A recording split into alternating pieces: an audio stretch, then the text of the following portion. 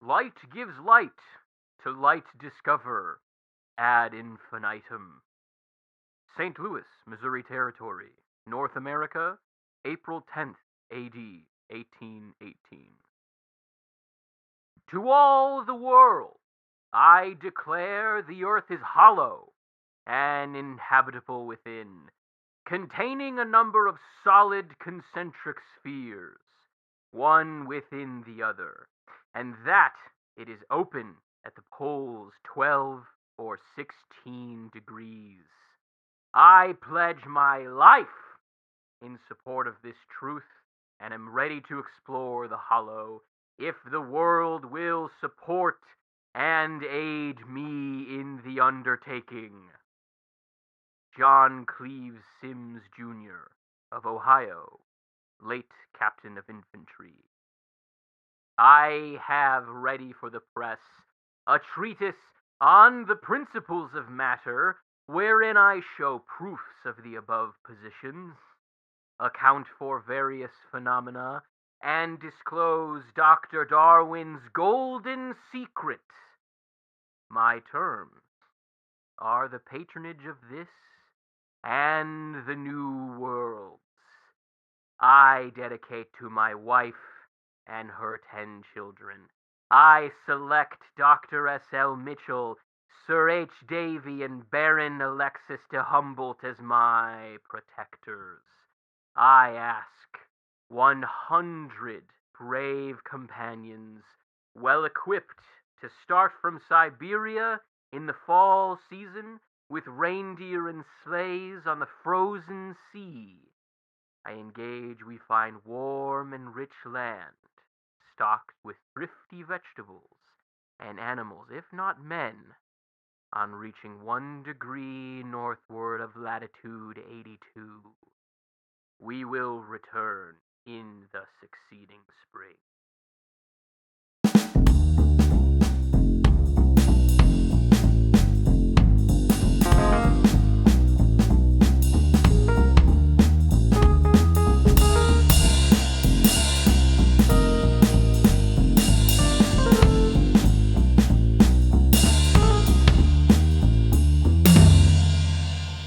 Hello, and thank you for joining us in Mapping the Zone, a podcast dedicated to a highly fixated review of large, dense books, specifically of the works in context of Thomas Pynchon. My name is Kate, and I'm one of the co-hosts.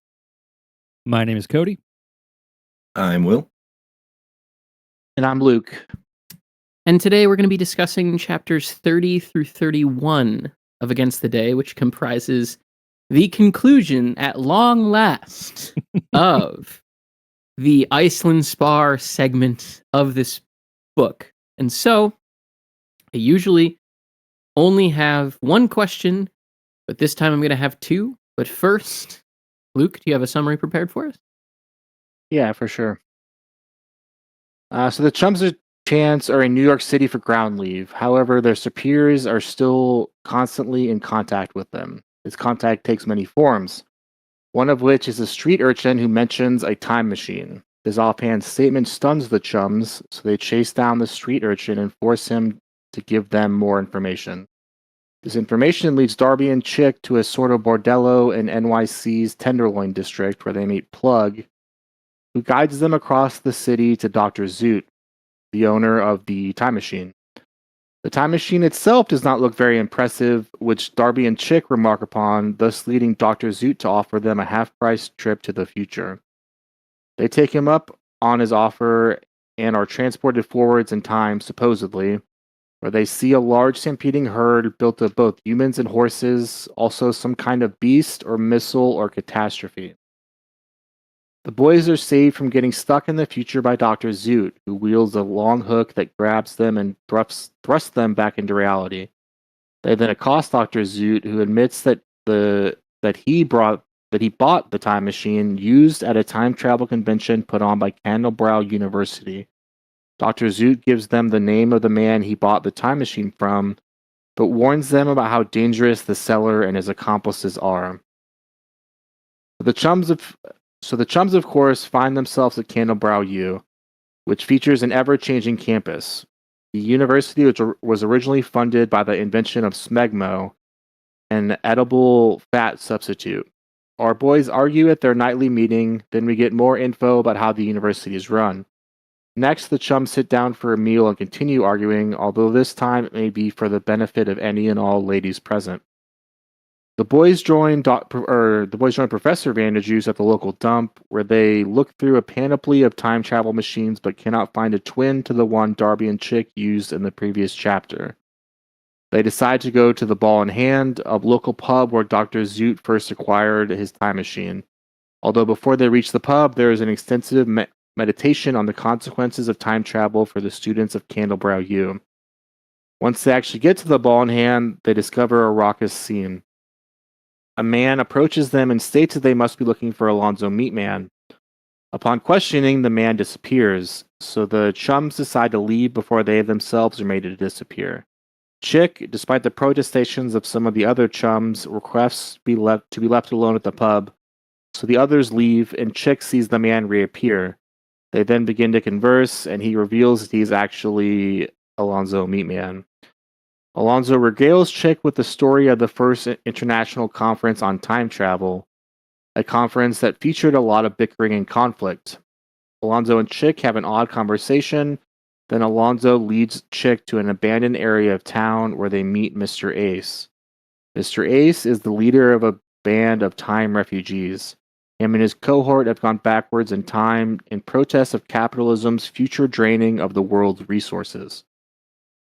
He reveals that the chums have actually been, unknown to them, battling against his people's incursions into the past.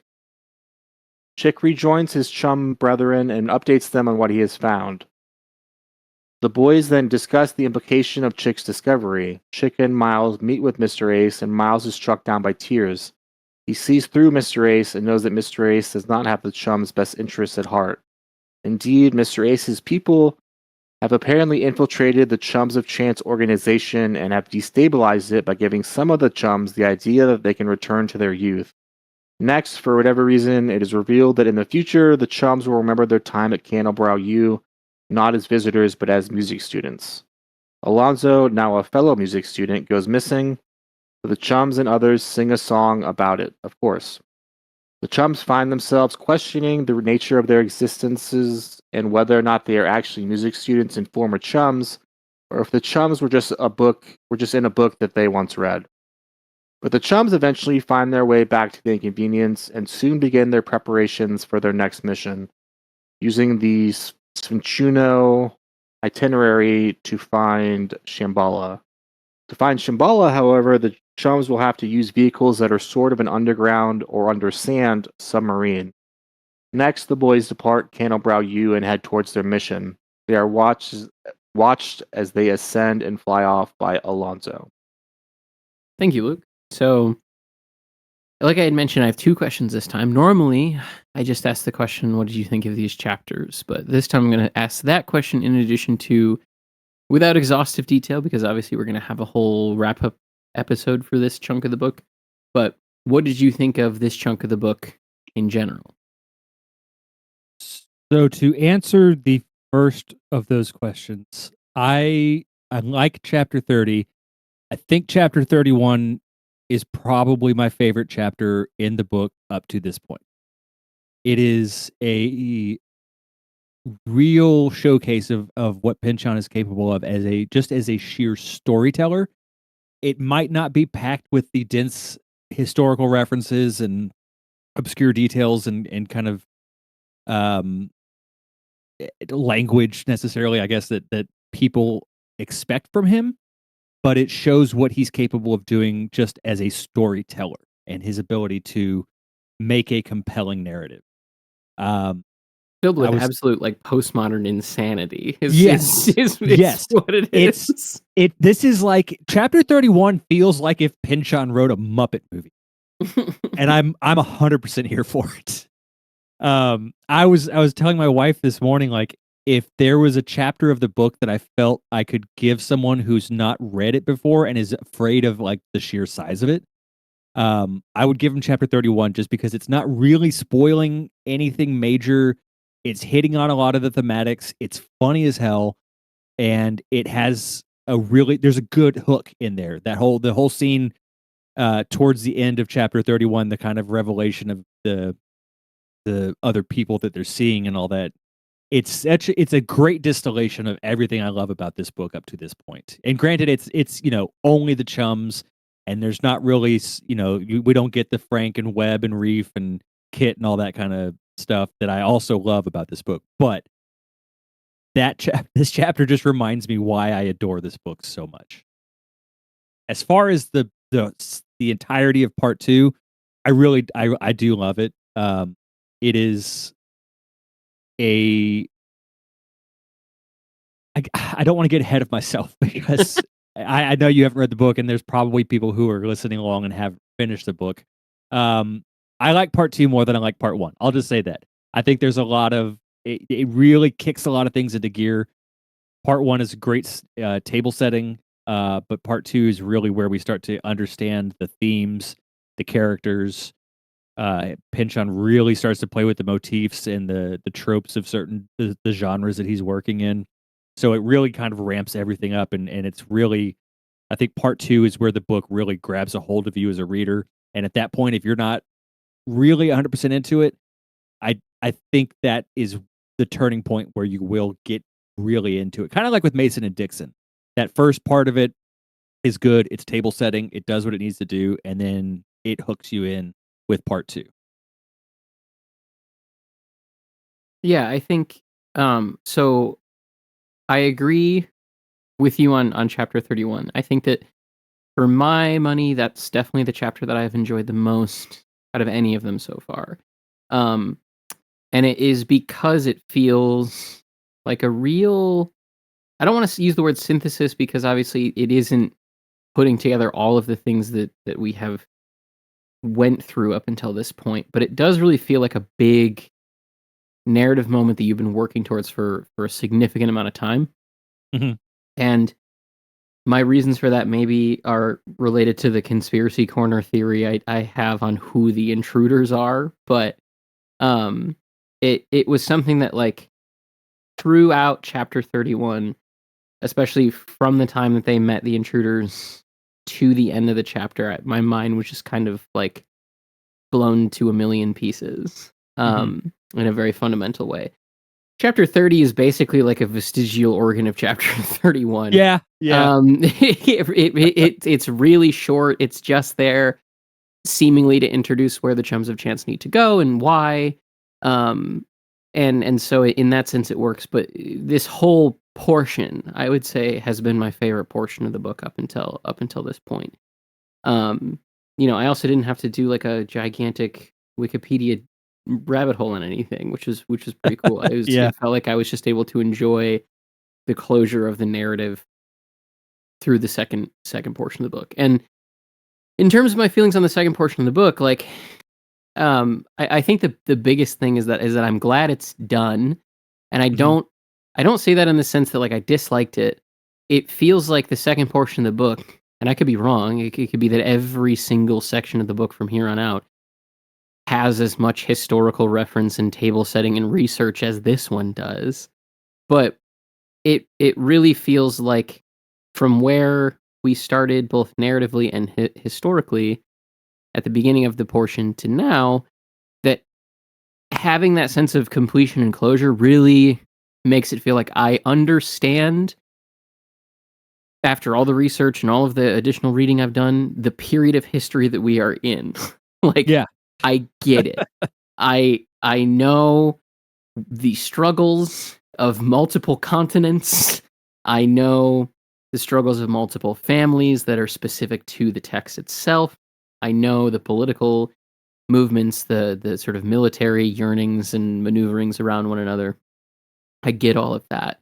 And it feels pretty good to reach a point where we have I'm jumping a little bit ahead, but we have like a flash forward to World War I, and then sort of the continuation of that. Like, World War I has loomed so large over this portion of the book in terms of all of the different maneuvering and setting up that Pynchon is doing, that to have that moment in the time machine and then have that moment lead to the great sort of narrative effect of chapter 31 as a whole is something that is really special and really cool to see. So I think the satisfaction I have upon closing this portion of the book is further influenced by how satisfying chapter 31 as a whole is.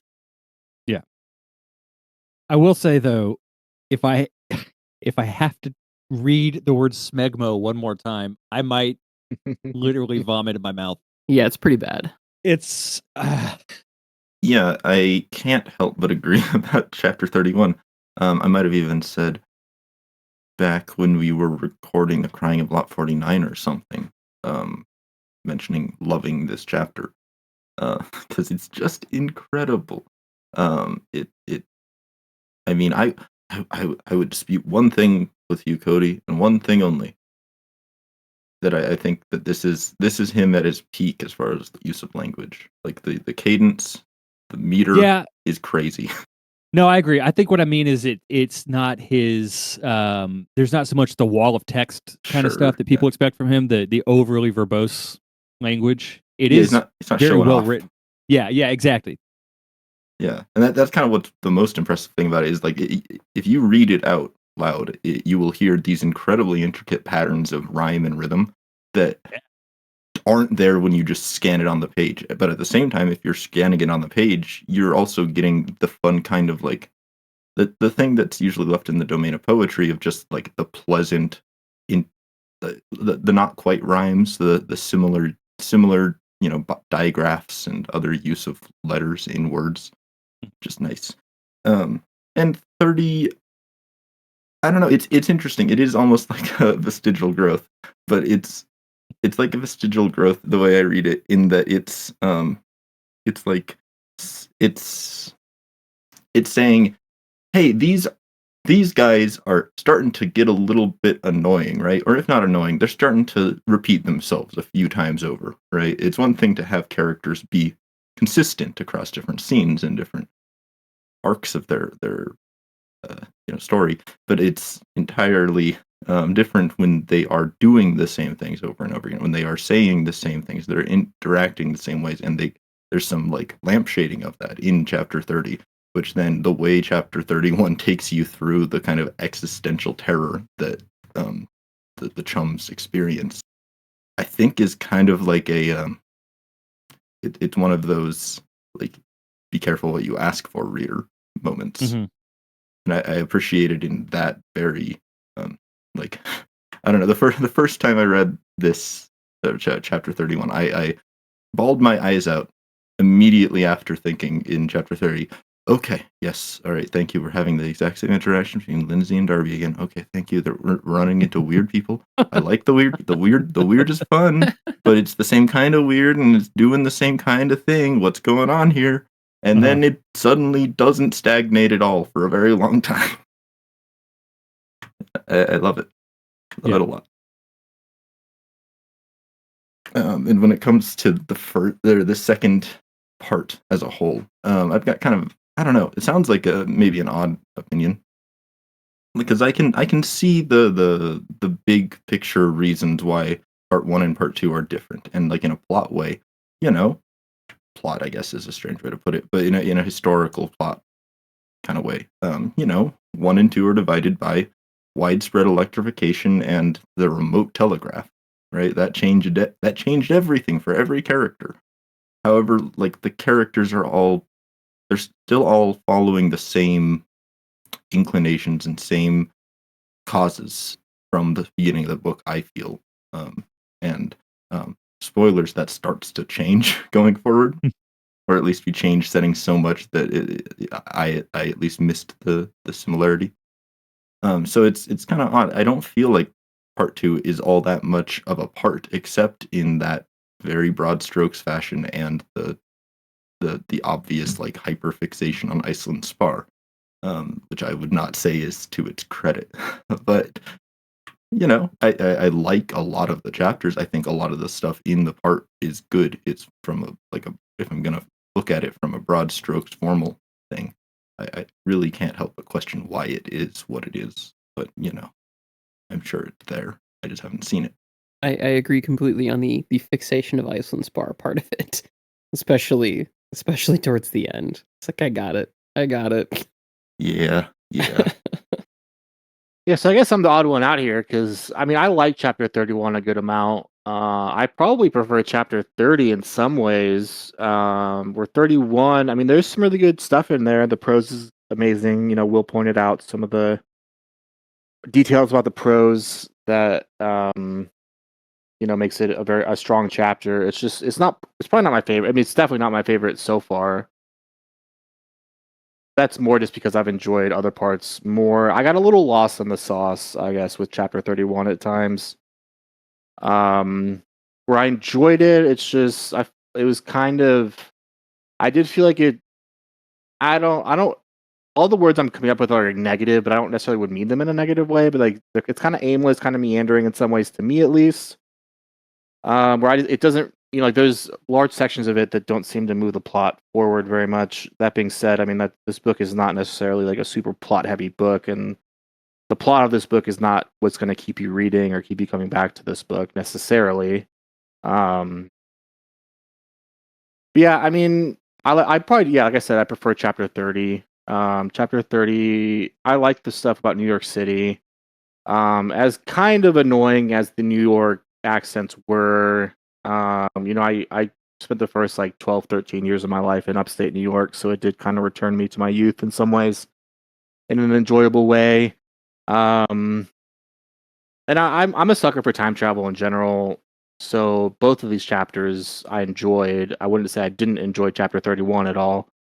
It's just not like y'all all said it was your favorite probably so far, and it wouldn't be my favorite. But yeah, and as for my thoughts on this section as a whole, I mean, I'm still kind of formulating them, I guess, and it does, I think I said earlier that like I think around page 250 or 300 that we're getting into the meat of the book now, and I stand by that, but it does still feel like we're ramping up some. Where I mean, like there's an obvious ramp up to World War One, but there's more to this book than that. I feel like too. I don't know. I guess I'm more looking forward to what's to come. I've been more looking forward to what's to come than thinking over section 1, section 2. Yeah, I mean, I like section 2 a good amount. I probably prefer it to section 1, and I do think that my enjoyment of this book, if I remember correctly, kind of just increases the longer I get to spend with it. If I remember my first read correctly, where it just kind of builds and builds and builds my enjoyment of it, and my excitement to read more. Yeah, I don't necessarily have any super specific thoughts about the second section though. I do agree. I mean, I like the Iceland Spar stuff, but it did get kind of old. Like there's only so many. He did seem to kind of come up with like literally every single example of how Iceland Spar could be used. Like I can't think of. I mean, I'm not pinching obviously, but I can't think of any way to use Iceland Spar that isn't in this chapter or not that isn't in this section. Yeah, I don't know. I mean, I think you're definitely right about it ramping up from this point, and I think that I'm glad you brought that up because it definitely, if anybody's been getting, I guess, like bored or sort of disinterested in the book up to this point, I think that chapter 31 would be a great point to really propel you back into it, and it really does ramp up continuing on from here. Out of curiosity, Luke, do you know what your favorite section or chapter would be up to this point, if not 31? I mean, I probably like the Tesla and Colorado Springs chapter a lot. I mean, I obviously have the connection. I don't think I was there for that episode actually, but I have the personal connection to Colorado Springs, so that helps with that. But all the chapters set in Colorado, I liked a lot. Probably my ultimate favorite was I think it was the one from 2 weeks ago where Frank has the vision quest and joins up with the guerrillas and stuff. I mean that, and the one before that actually is also very good because we finally get some actual anarchists and some discussion of anarchism and stuff. Mm-hmm. So maybe that's kind of probably another reason why I didn't like 30 and 31 quite as much, just because the previous two chapters or sections that we went over at least, I enjoyed like an insane amount. Like I really loved those two sections. So Nice.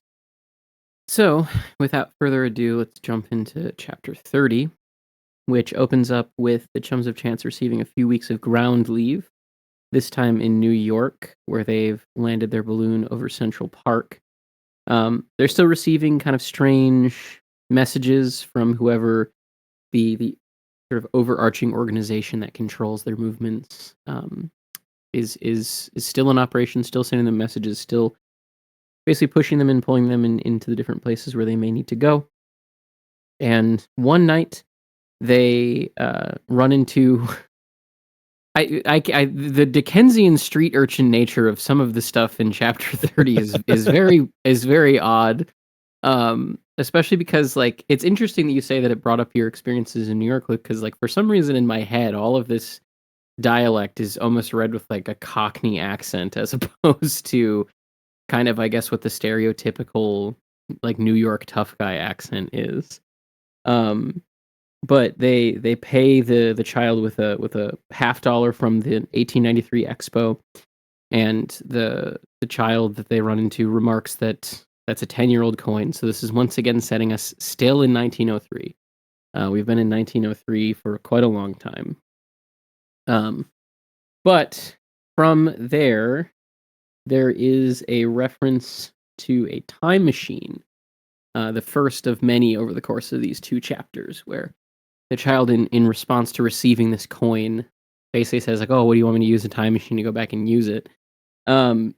And not knowing where this chapter is going, their fixation on figuring out if the kid meant a specific time machine was very confusing to me because like reading his initial remark, I just went like, well, yeah, that makes sense. Like he's telling a joke because the coin's useless. And then, but nope, the chums themselves are like, wow, maybe it was a specific time machine. Maybe there's a real time machine that he's talking about that we can go use. Which is exactly what they choose to do. The child mentions a club that they can go sort of visit to see him again if need be, and so that's where they choose to go. How do I describe the club that they go to? That is very sort of disgustingly titled the Lollipop Lounge. Mm-hmm. It is a brothel of children with like stage shows and nightlife is probably the There's best no good way to describe it. Unfortunately, that's the thing. And similar to my thoughts with the whole lake thing, I don't know if this adds to the book. I'm curious if you guys have any interpretations on it, but these characters being children, the children engaging in acts of like prostitution and gambling and drug using and dealing and all of the stuff that is more typically associated with adults living in the Tenderloin district of New York or various cities across the U.S. I don't get it. It doesn't add anything to the text. I'm very confused by its inclusion. So what do you guys think about this club and its inhabitants? it's definitely uncomfortable to read. And I do agree that, what does it really add? It does occur to me though that the chums themselves are children. And them going to an adult bordello, an adult brothel will be kind of just as uncomfortable in some ways to read, I would think. I mean, not quite as uncomfortable, but I mean, it still wouldn't be like some wholesome thing I would share with my mom or something, for example. But like have her read this section, like, oh yeah, so good. But yeah, I mean, and Pynchon has a long history of including these kinds of things in his book, which definitely rubs some people the wrong way. I usually just kind of skate over it myself. Without thinking about it too deeply, which is maybe a mistake. I have seen some stuff online on the subreddit specifically going into Pynchon's depictions of sexuality as it relates to like people younger than 18 and stuff, where he seems to be getting at stuff like exploitation and how, like, pointing out that, you know, we're all exploited, and even children and all this stuff. And you could extrapolate probably stuff with like themes out of it and stuff, but it is, you know, it's not super. I wouldn't say it's not fun to read, but it is uncomfortable, I guess is what I'm getting at. So hmm I think if anything, you could make the argument that it's representing the gross exploitation of children by the people in power, which I mean, it's more relevant now than it ever has been. But I think the problem is it's not executed as well as it could be, and I think that's what leads to its sort of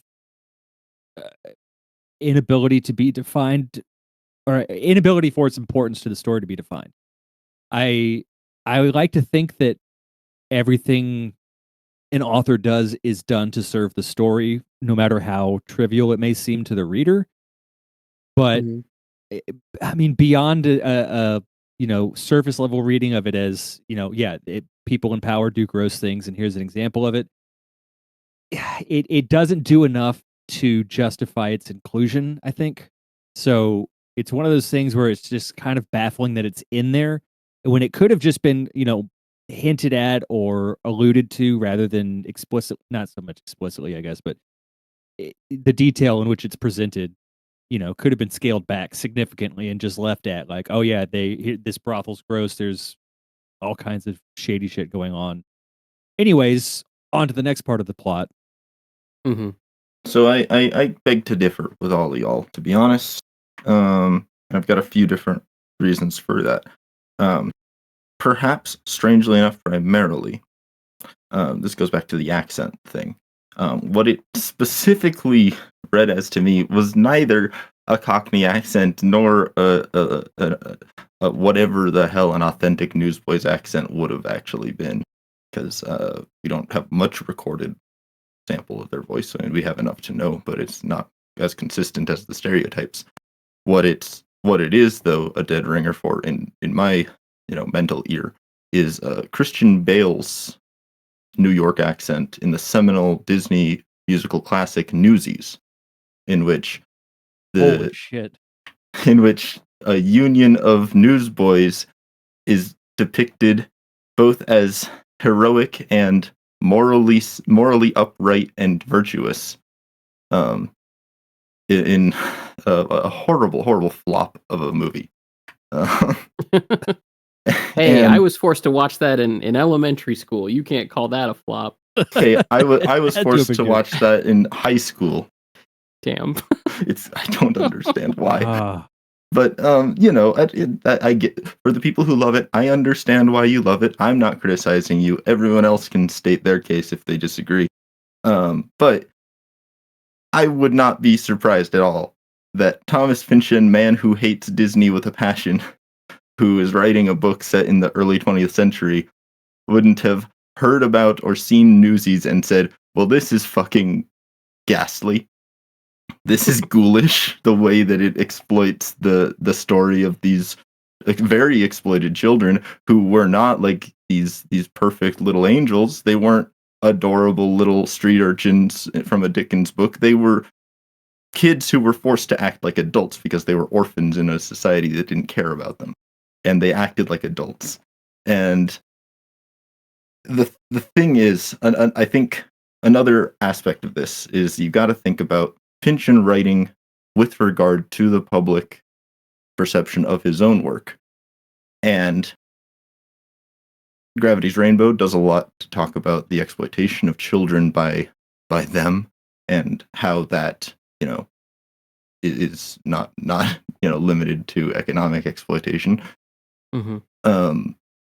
But he, first of all, hasn't really ever talked about economic exploitation of children. It's been kind of a blank from his bibliography up until Against the Day, and it sorry about that. It also highlights like the false idea of like innocence of time, right? Like, it would be really tempting to read V, Crying of Lot 49, and Gravity's Rainbow and come away with them, come away from them with the idea that Thomas Pynchon thinks that, like, things were going all right, and then some kind of modern revolution happened.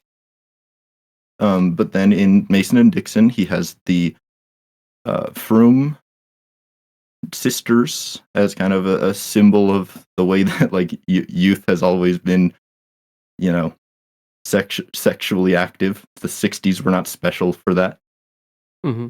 And this has already demonstrated that, but now it's getting into, like, they also weren't, like, innocent. It's not like before modernity, and sure, you can say that Newsboys are a modern creation, but they are, they're not something made in the wake of World War II. They're not something made in the wake of World War I even. This is a corruption that goes back beyond these kinds of, like, simple, straight line causes.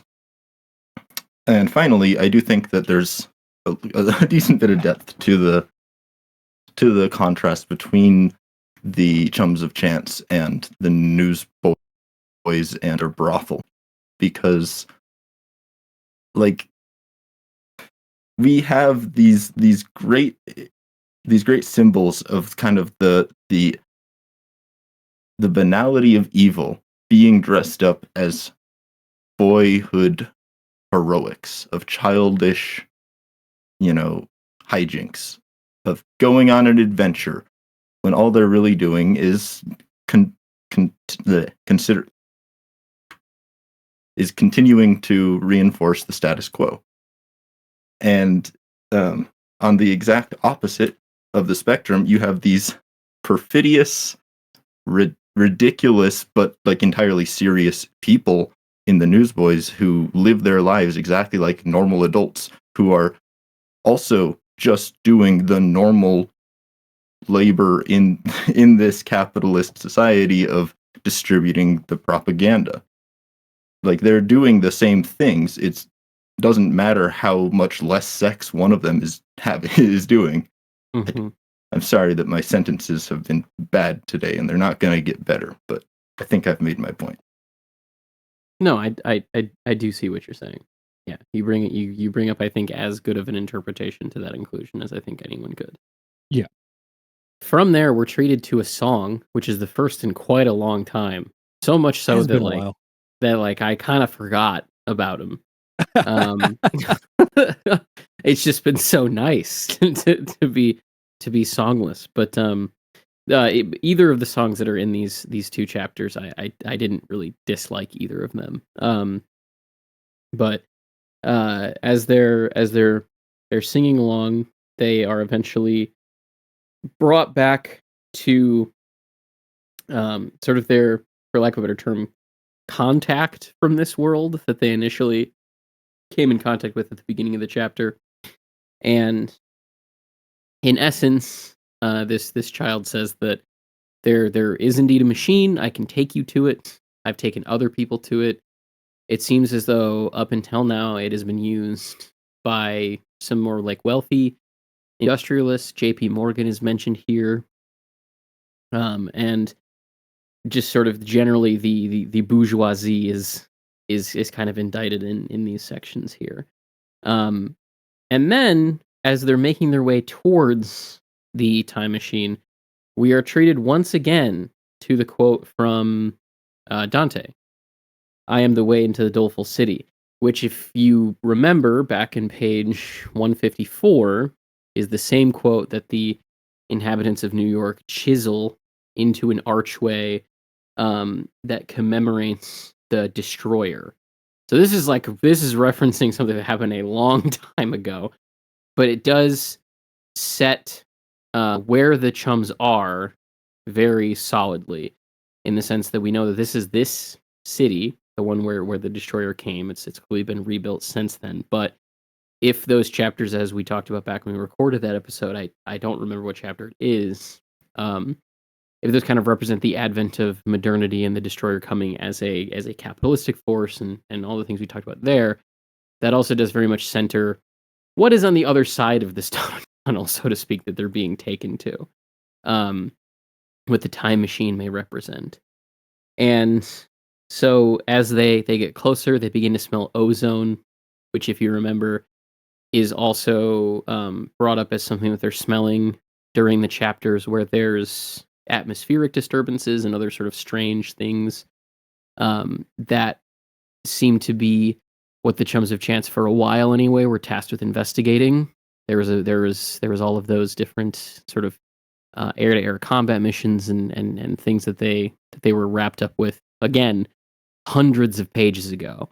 So that's another kind of seed that Pynchon is leaving there. And then eventually, when they are brought to Dr. Zoot, one of seemingly Pynchon's favorite words, which also in and of itself can be seen as a reference to Gravity's Rainbow, which has more resonance in chapter 31. Dr. Zoot shows them the machine, and as Luke described in his sort of summary of these two chapters, it's beat up. A lot of the machine is exposed. A lot of it seems to be sort of patched up, taped over, jury rigged. It seems like, you know, if you were to look at it rudely, it might break. And that's a yeah. Eventually, after some haggling, they are allowed into the time machine. The time machine starts up, and on 403, I'm sorry if this is anyone's quote, but I feel like it's germane to the discussion to just describe the one paragraph kind of what they see. On 403, once the machine is started up, it says, "They seemed to be in the midst of some great storm in whose low illumination, presently, they could make out. In unremitting sweep across the field of vision, inclined at the same angle as the rain, if rain it was, some material descent, gray and wind-stressed, undoubted human identities, masses of souls, mounted, pillioned on foot, ranging along together by the millions, over the landscape accompanied by a comparably unmeasurable herd of horses. The multitude extended further than they could see, a spectral cavalry, faces disquietingly wanting in detail, eyes little more than blurred sockets, the draping of garments constantly changing in an invisible flow, which perhaps was only wind. Bright arrays of metallic points hung and drifted in 3 dimensions, and perhaps more, like stars blown through by the shock waves of the creation.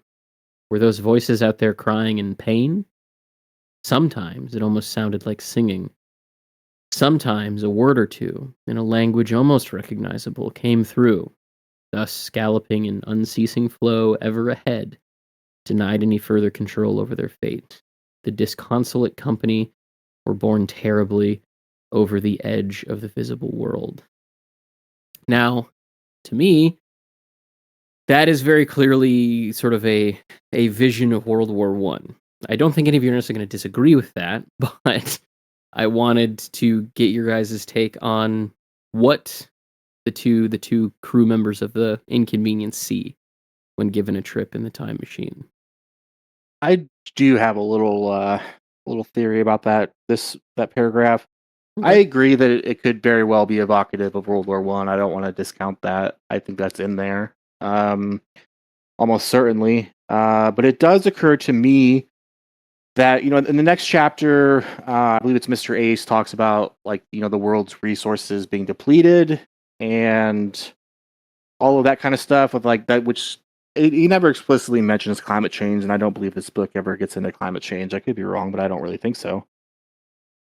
But, you know, like part of climate change, part of the future is going to be, and we've already seen, like, you know, like we've already seen some of this already by the time of 2026.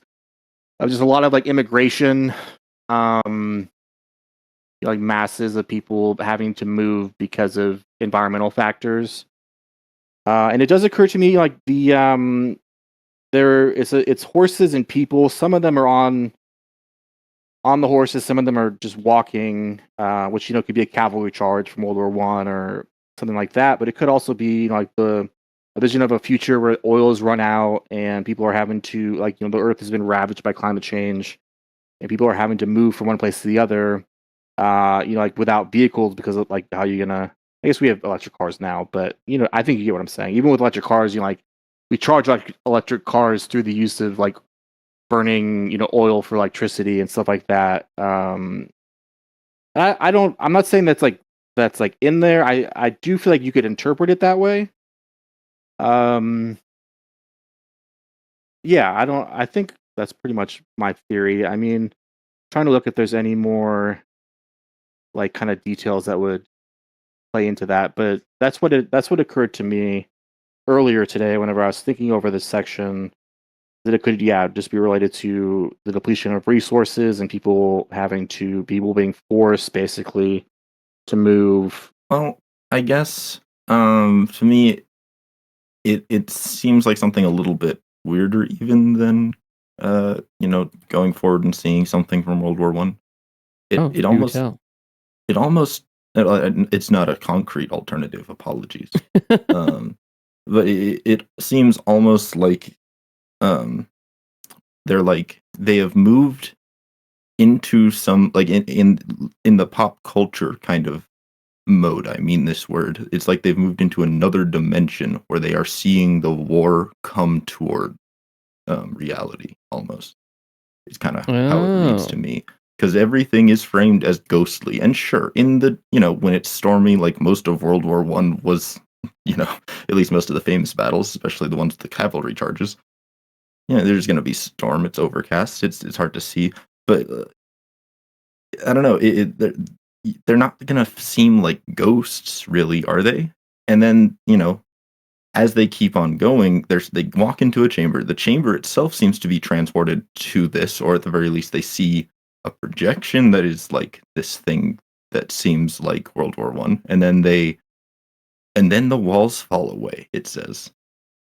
So then the side of the chamber is moving beyond the outside, and yet there is still this kind of framing of things outside of the zone they are in, from which they are then pulled with the hook. It's just it's too incoherent to me to like read it at all as like a transporting to the future in our world, because if it were the future, why would the ship disappear? There's something going on beyond just moving along time as the fourth dimension, I guess.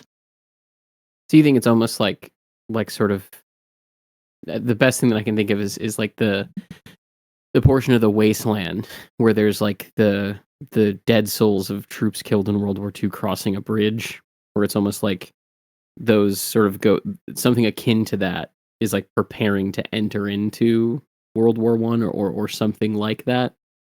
Well, yeah, it's like the warrior path from Mason and Dixon that had Sure. been extinguished in North America, and we recently read as having been sent out of northern Mexico, is now coming to Europe, or at least to the not Europe because they're in New York, I guess, but to the people who have severed the warrior path, I guess, right? To use it literally.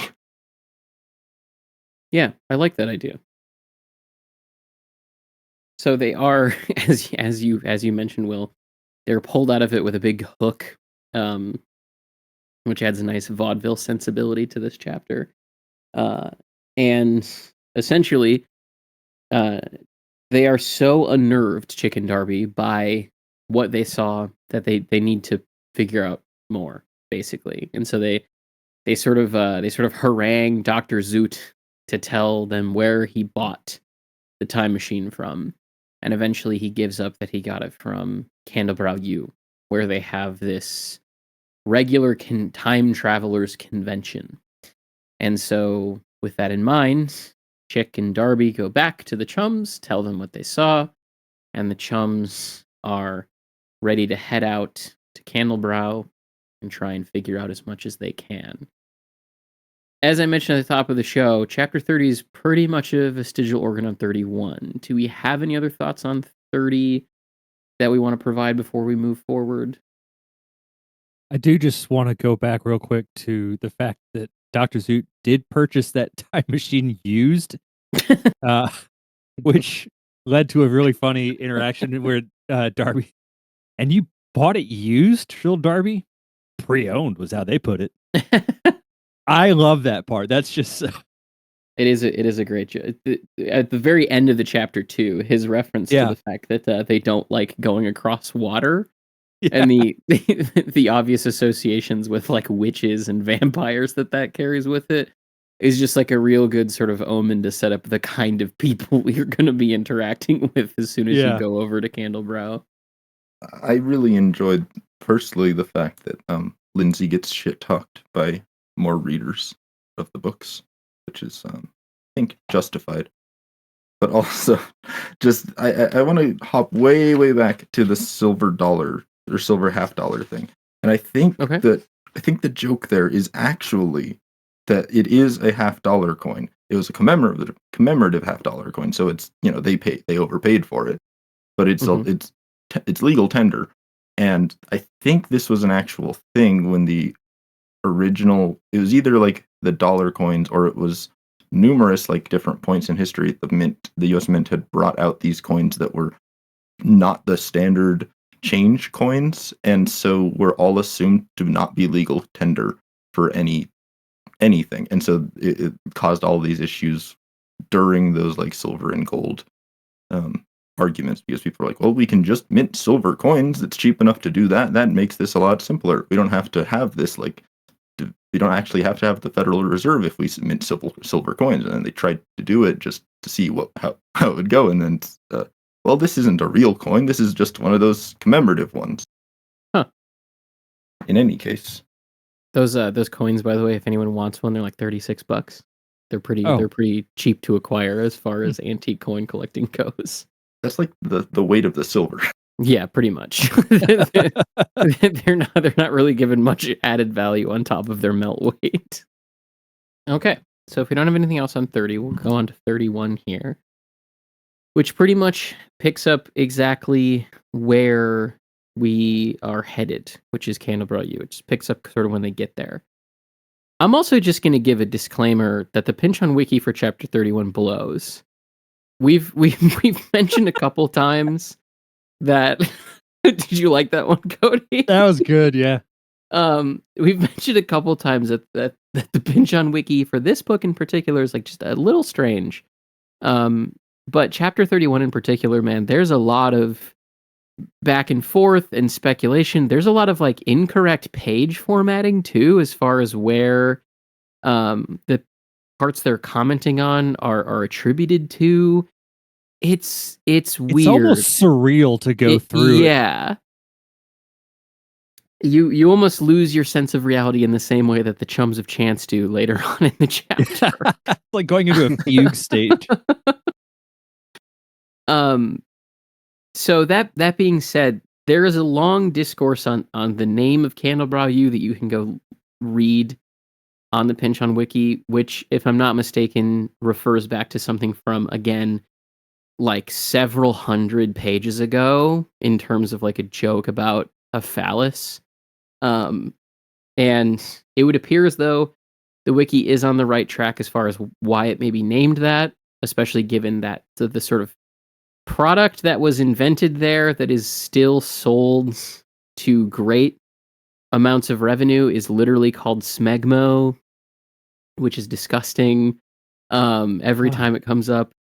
But none of that really, unless you guys disagree, none of that really, I think, whether it is a phallus joke, whether smegmo is Crisco or Coca-Cola or any other thing that people in the Pinch on Wiki go back and forth on, none of that really seems to matter too much to what is happening on the page, especially as it relates to the characters. And this is really something that, like, if you do as much close reading as the four of us certainly have by this point in the show, that you come across where, like, yeah, you can overturn every single reference and name and sort of joke, but at a certain point, what does that add to like a unified understanding of the text and of Pynchon's wider texts, right? Like, if everything that they think is true about why the school is named the way that it is, like it's possible that Pynchon just thought it was funny, and that was kind of the beginning and ending of it. Maybe I'm being dismissive. Maybe you guys have other thoughts on why it's named that and the product that they're made for, but that's really where I kind of come out of it on. I think you're absolutely right, and I said this back when we did Lot 49 that I think what's interesting is that people, I don't want to say tend to forget, but a lot of people overlook maybe the fact that Pynchon almost explicitly wrote a whole book about this. Like that's what Lot 49 is, like searching for symbols where there's not always symbols and signals. Like, you hit the nail on the head by saying, like maybe he just thought it was funny. Like sometimes that's all it is, and people take it and they go to these like elaborate, mental gymnastics to get to something, and it's not. It can make for fun reading, and it can make just some really interesting connections, and maybe there's the whole idea of what is it, like subconscious ideas that are floating around while he's writing the book and all that. The whole Smegmo thing, it's just funny, and I think it's a funny insert, and he writes in these characters that just seem to be Truman showing their way around, or like Subway and Community, where it's just like a paid plant that exists in there, and he's like, "Oh yeah, I put it on everything." Like, there's really not a whole lot to mine from that, I don't think, but people can, and they do. I just think it's taken a little bit way too extreme or way too seriously in some situations, and the Candlebrow thing is a prime example of that. Yeah. That being said, name rights aside, there is a paragraph on page 406 that describes the university. Does someone want to read that paragraph being in recent years? I got it right here. Okay.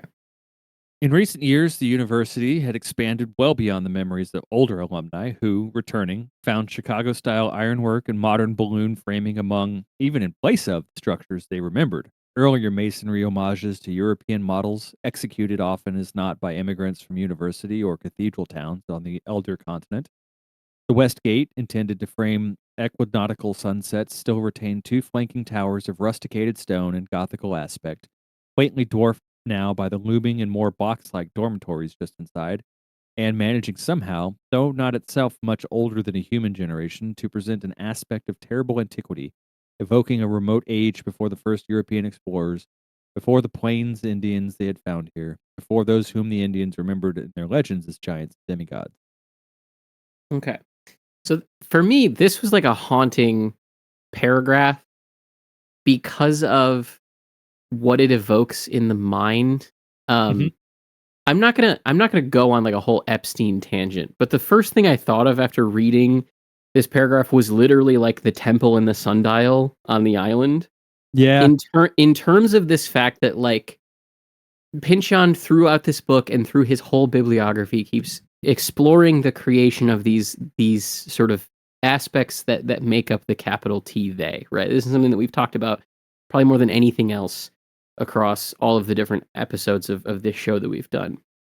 And how the capital T they isn't just one thing, right? Like it's not just government, it's not just the military industrial complex, it's not just sort of intelligence agencies, it's not just education, it's everything. A la Inherent Vice, it's all vertically integrated. All of these people talk to one another, and they all kind of get something from each other and build something up. And there is within a lot of that stuff that is associated with Epstein or with what I guess you might call the deep state or the cabal or whatever, this sort of weird obsession architecturally with representing the past or mythology or something sacred or something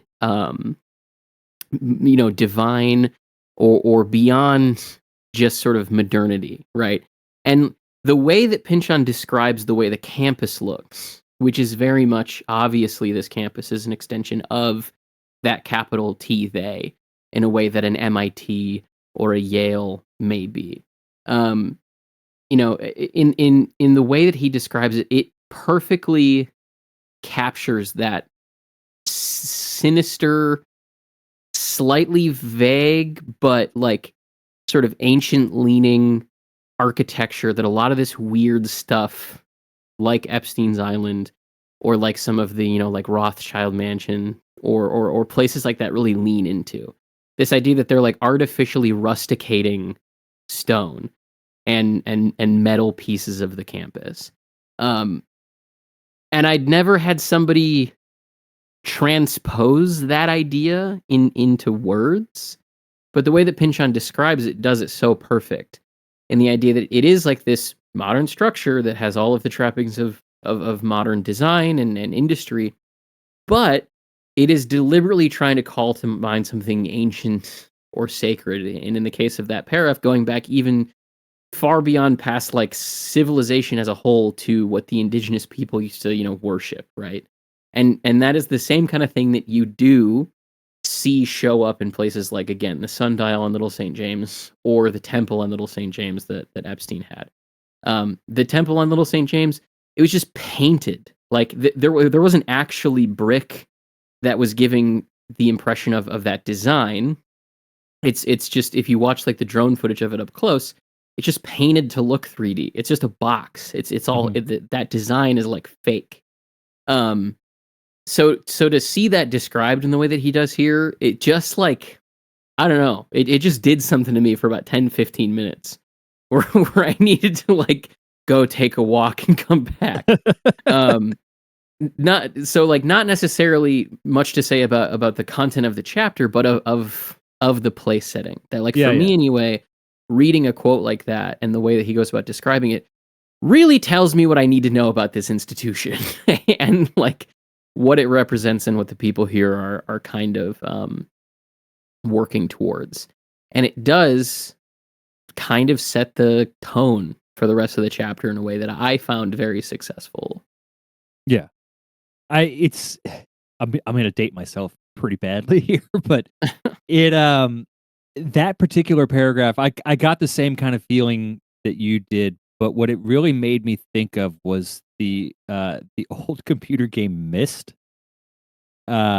Just the way that a lot of the buildings and architecture are set up in that game, where it's an abandoned area that still feels modern but looks aged but isn't.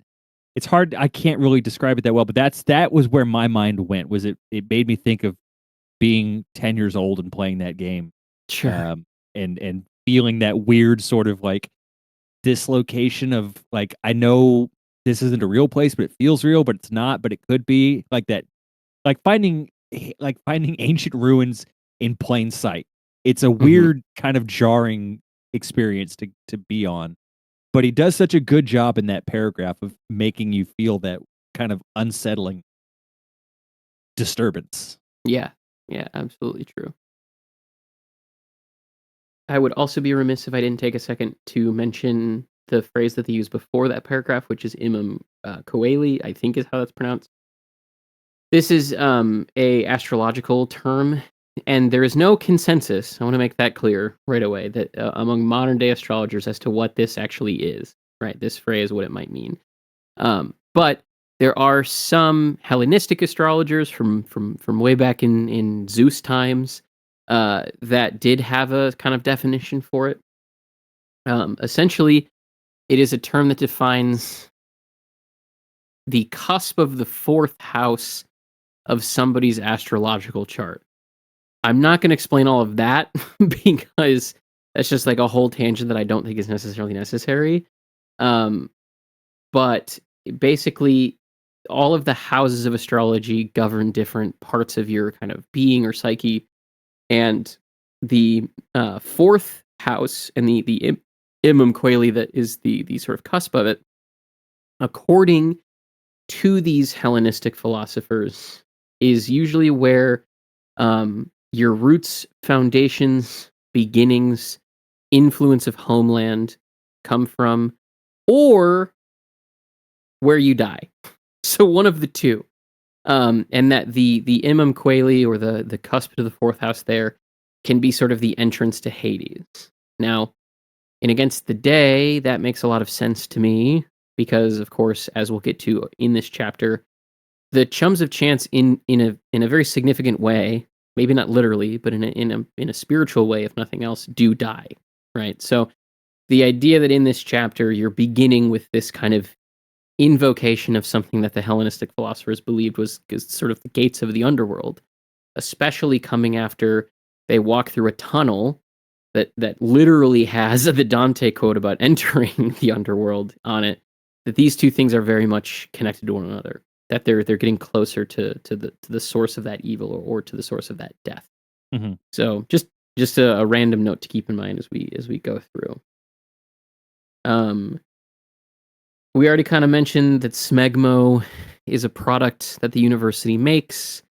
No one really knows what's in it, but it's on the tables in the dining hall along with like salt and pepper.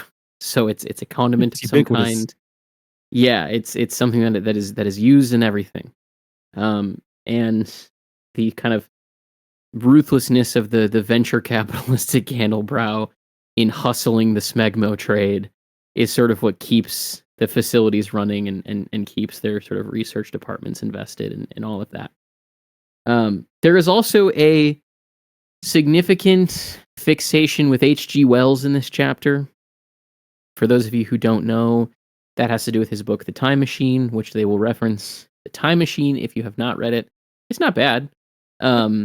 It's an enjoyable little early science fiction story, but its relevance to Against the Day really has to do with the fact that it is essentially a class narrative that like they go back in time and they use the time machine. I can't remember if it's back or forward, but they use the time machine and they end up discovering that like even in a completely different time and place, there is an overclass and there is an underclass, right? Like the underclass lives below the ground and they do the manual labor, and the overclass, the upper class, as it may be more efficiently used in terms of modern comparison, is the one who administrates everything and suppresses the underclass. So even within the kind of reference to H.G. Wells and the Time Machine and the reverence that they're shown, Pynchon is continuing this class narrative that runs through the whole book.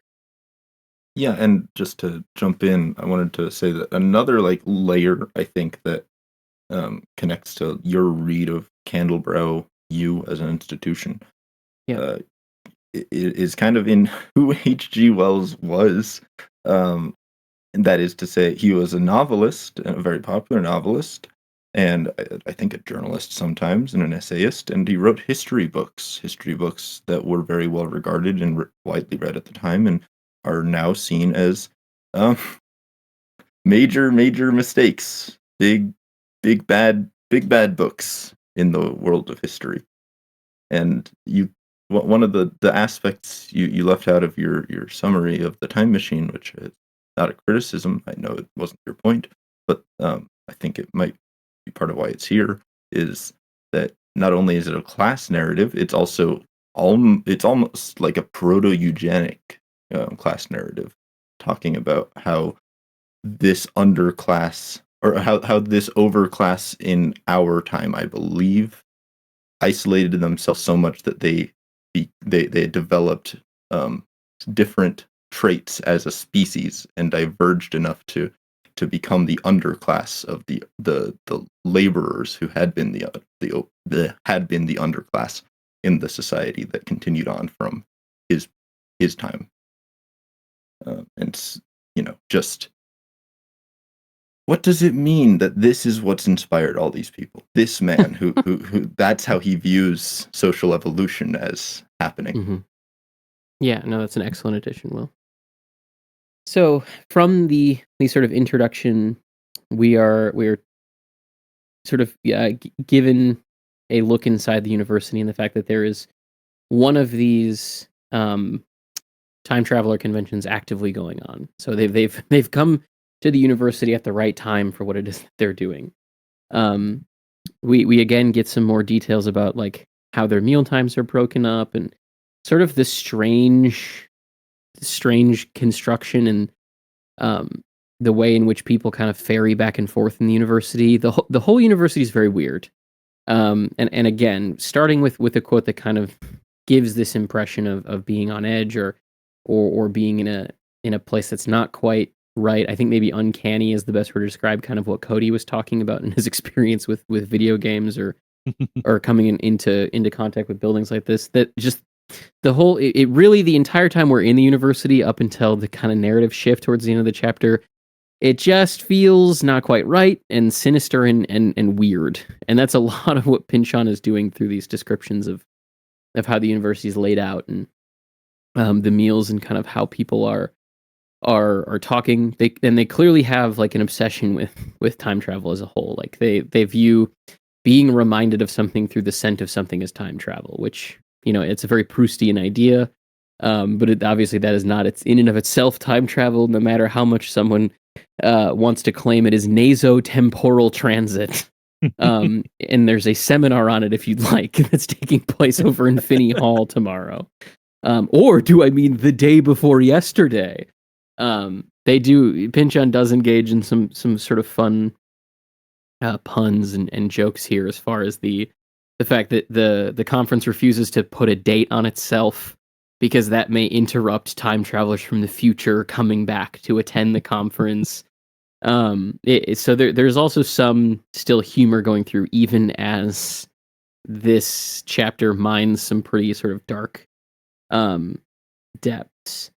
There also is on 409, I would be remiss if I didn't mention, given that Cody's profile picture is literally a Simpsons reference, the idea that there appears to be an elaborate Simpsons joke here, where one of the chums of chance begins referring to another as an insufferable little, and then moving to strangle him in the way that Homer strangles Bart quite regularly.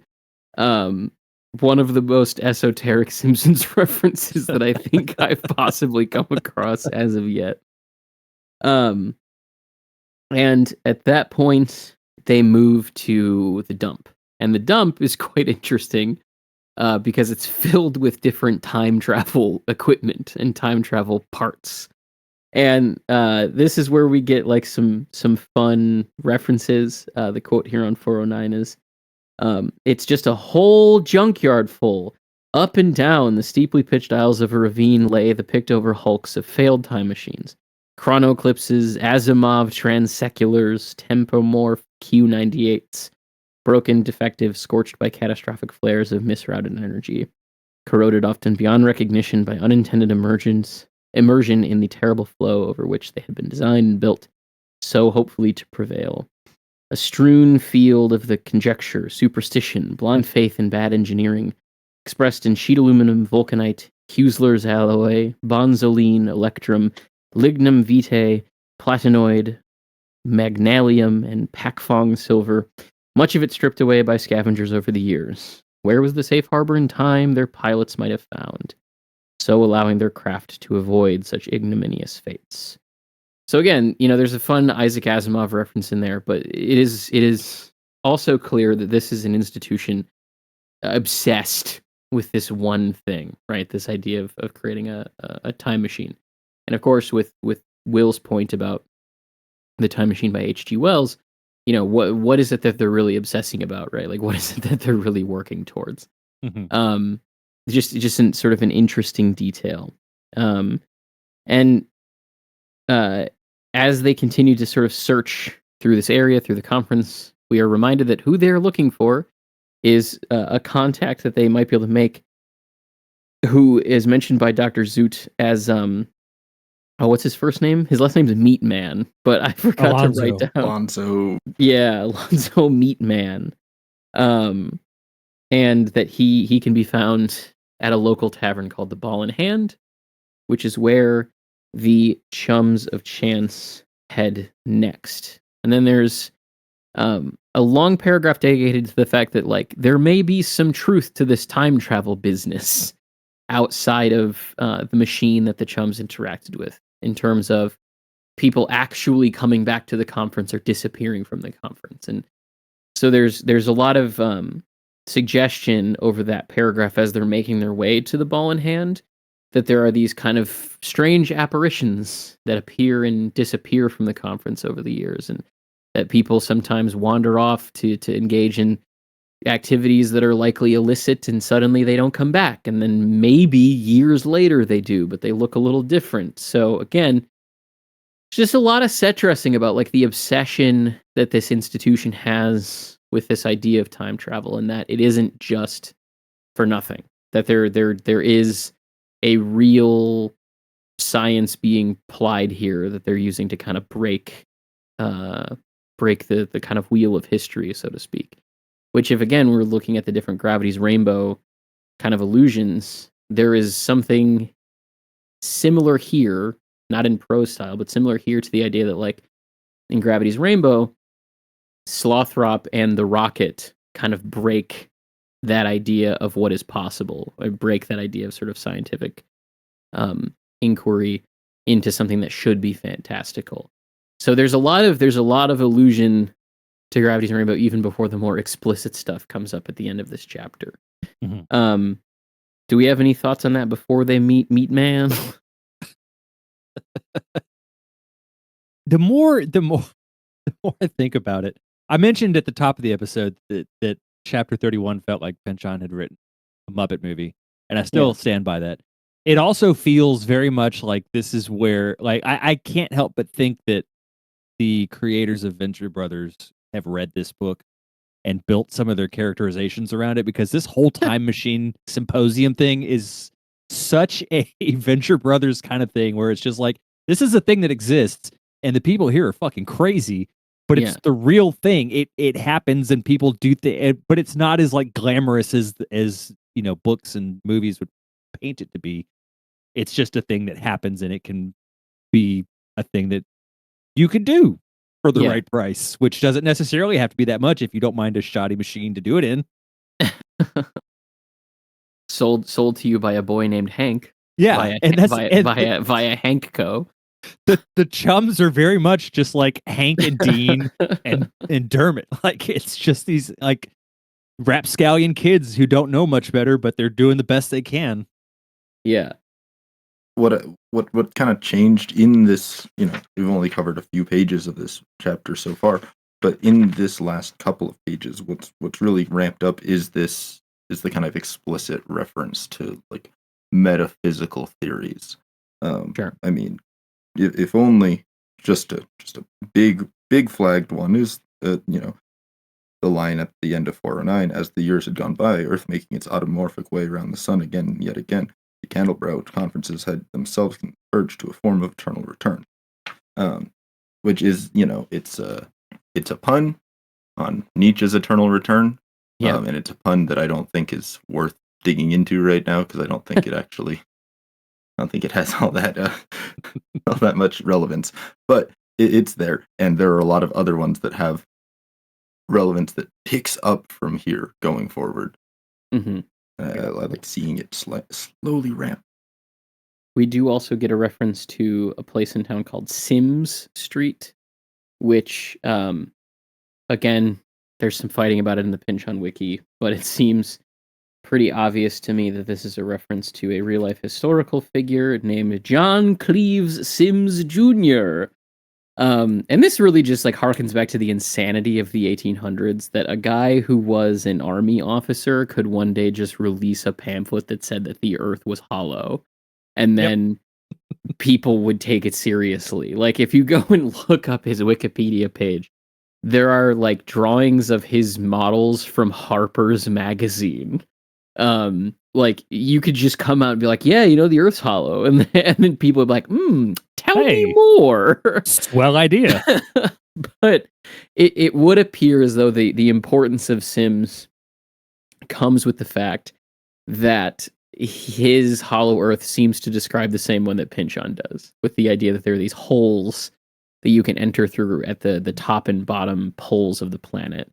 North and south would be the more scientific way to describe that.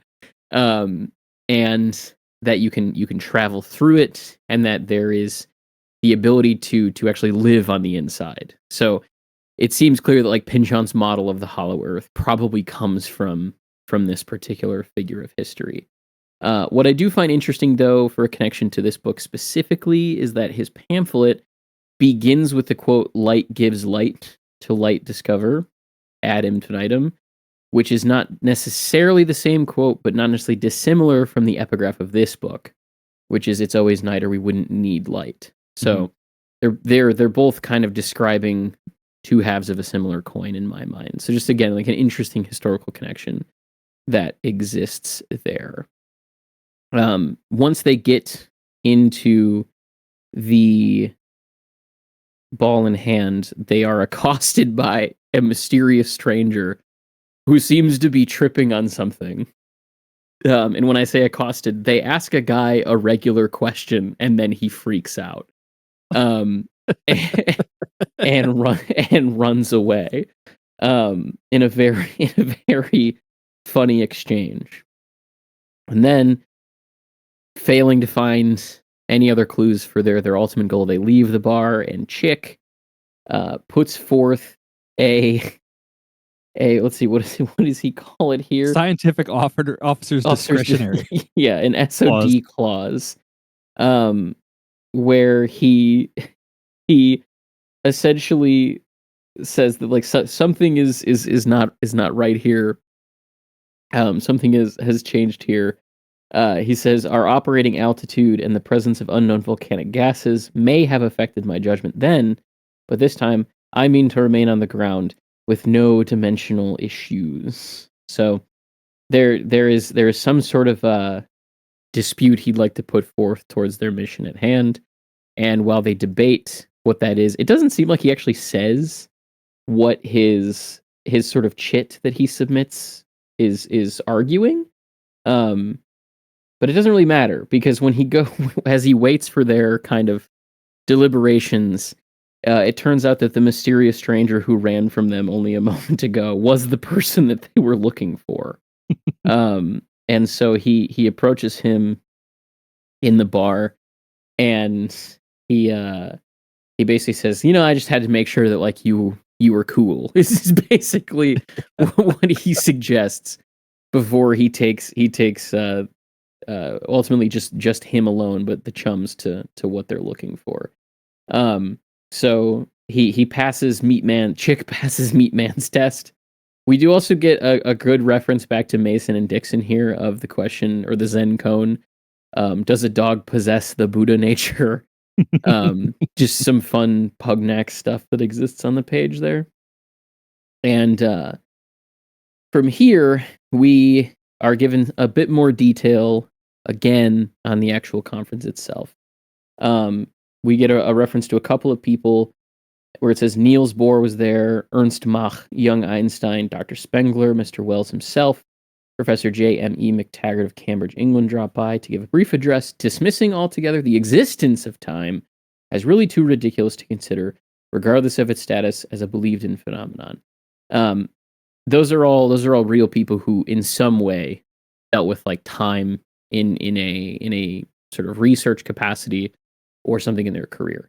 We'd already talked about J.M.E. McTaggart a long time ago with the Oxford stuff. You can go back and read.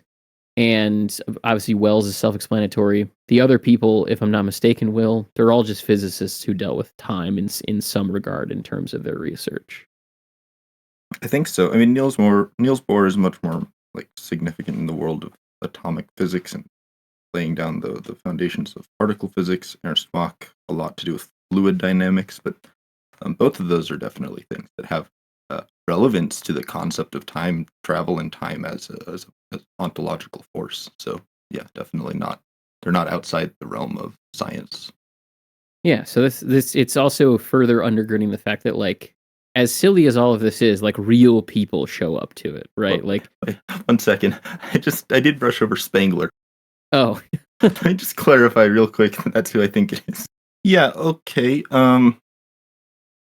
I believe that it is Oswald Spengler. The Pynchon Wiki doesn't take time to clarify which Spengler this is. I think it has to be Oswald Spengler, who was one of the co-founders of the Nazi Party. Nice. And yeah, just a big thing to just brush by there. So I just wanted to mention it.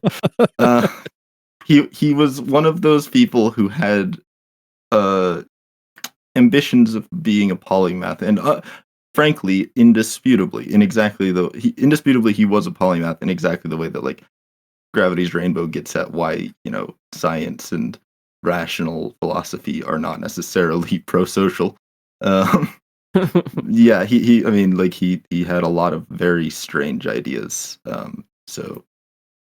But I don't think he meaningfully contributed to our scientific understanding of time today. So he's a bit of little bit of an outlier. Although same with H.G. Wells. So there we go. Yeah. And I mean, if nothing else, it also underscores the fact that several of the people attending this conference and school are sinister in their intentions, to say Yeah. the least. I think Spengler did try to like predict the future and decline in his book, the Decline of the West, though, right? Yeah, I think so. But it's not like they have like Lenin there, right? Yeah. Sure. Yeah. Yeah. So if anything, like this list of people, even the inclusions of non-physicists or non sort of time travel affiliated individuals, points to the idea that these conferences are not like a joke necessarily, right? Like it's very easy to read a lot of this stuff and kind of laugh about it because smegmo is an inherently ridiculous product to exist. The name of the university is in and of itself strange, but that there are sort of in terms of the effect that they are going to have on the future, very real people who are showing up and participating in this kind of study. Which again, if we look at the campus in terms of this sort of broadly connected kind of college of governments and institutions and militaries and companies, there are real people involved in those that don't necessarily have evil intentions at heart, right? Like, yes, MIT is basically a CIA school, but not everyone who goes to MIT ends up working at the DoD or some sort of intelligence agency, right? Like, it's so I think it's a neat kind of inclusion that Pynchon gives us there. We're treated to a description of a past conference where sort of bickering between different guests and lecturers at the conference led to some sort of all-out brawl instigated seemingly by the people who follow the writings of McTaggart, the McTaggarites. And then we're given some more detail on Meatman, who I kind of just wrote in the margin here as the first Pynchon reader because he's described as being incredibly just kind of paranoid about everything without using the word paranoid specifically.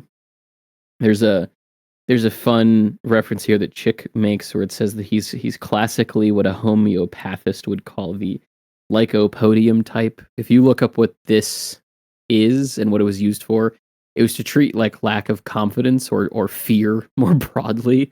So the idea that this person is paranoid about everything around him is certainly kind of prototypically a kind of almost parody of what the Pynchon reader is, right? Like someone who's paranoid of everything that might be lurking around the corner. Before Chick's vision, do we have any thoughts on Meatman that we want to give?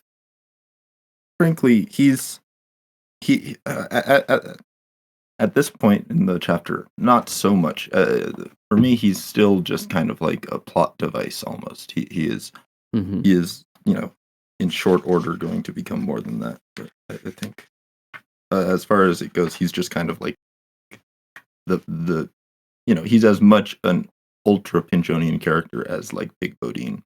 Yeah, very true.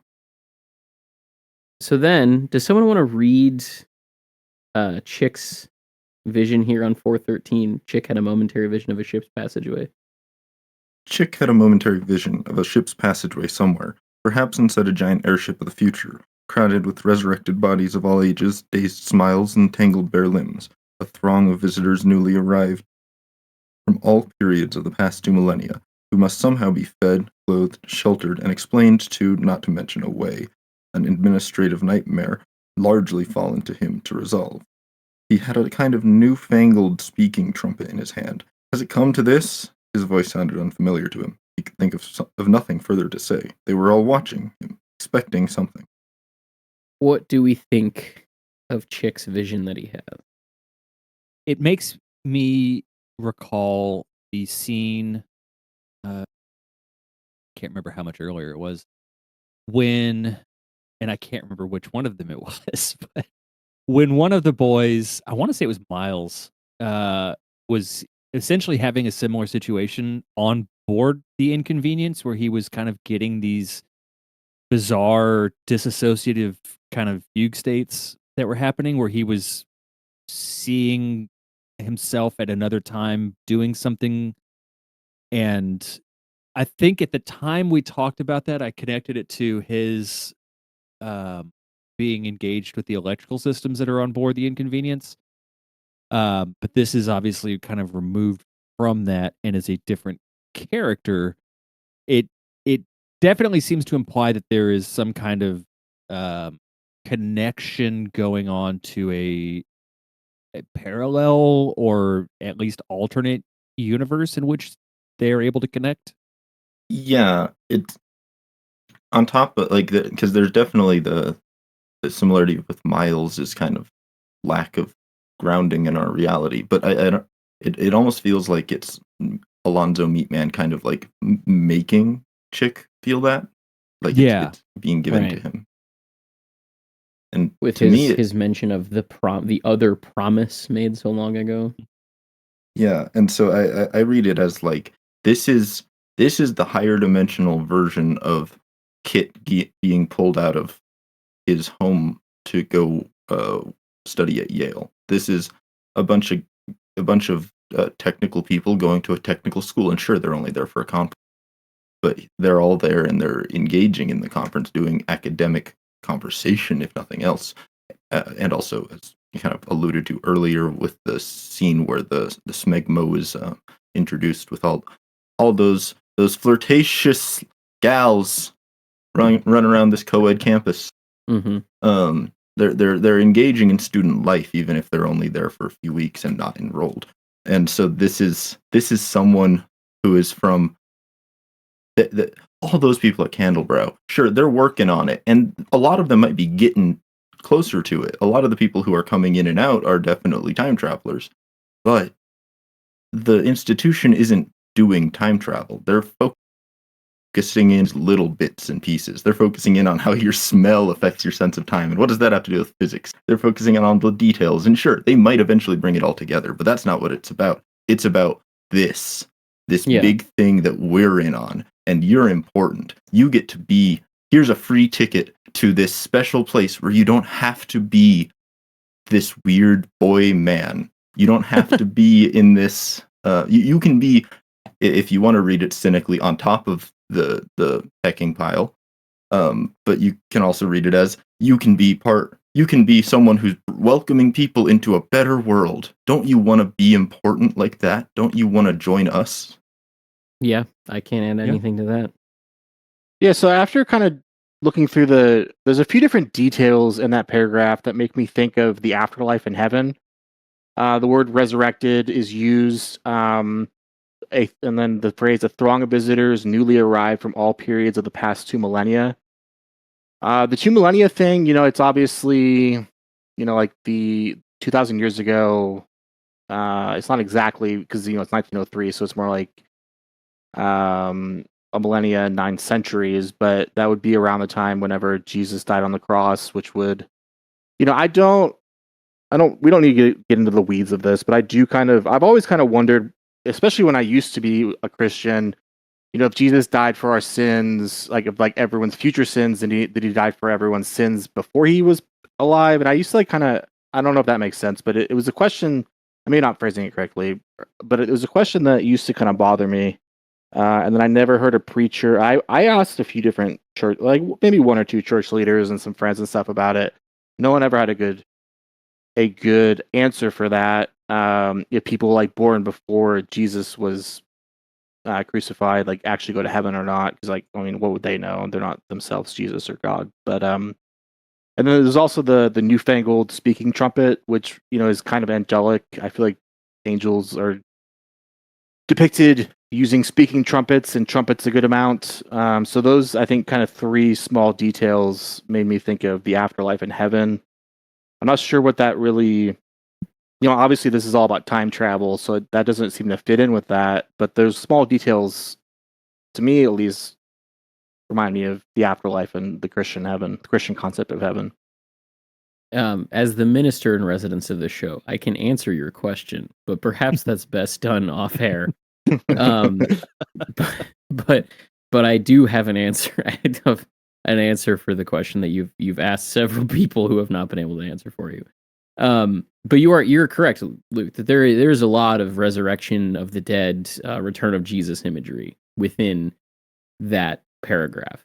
I noticed it too, and in particular, the pieces that you pulled out of it are the same ones that sort of jumped off the page to me as well. I think that if I was to unify what both of us noticed with what Will mentioned, Do it. Do it. what it is that I would think that this is effectively Chick rather, being put into the position of an antichrist.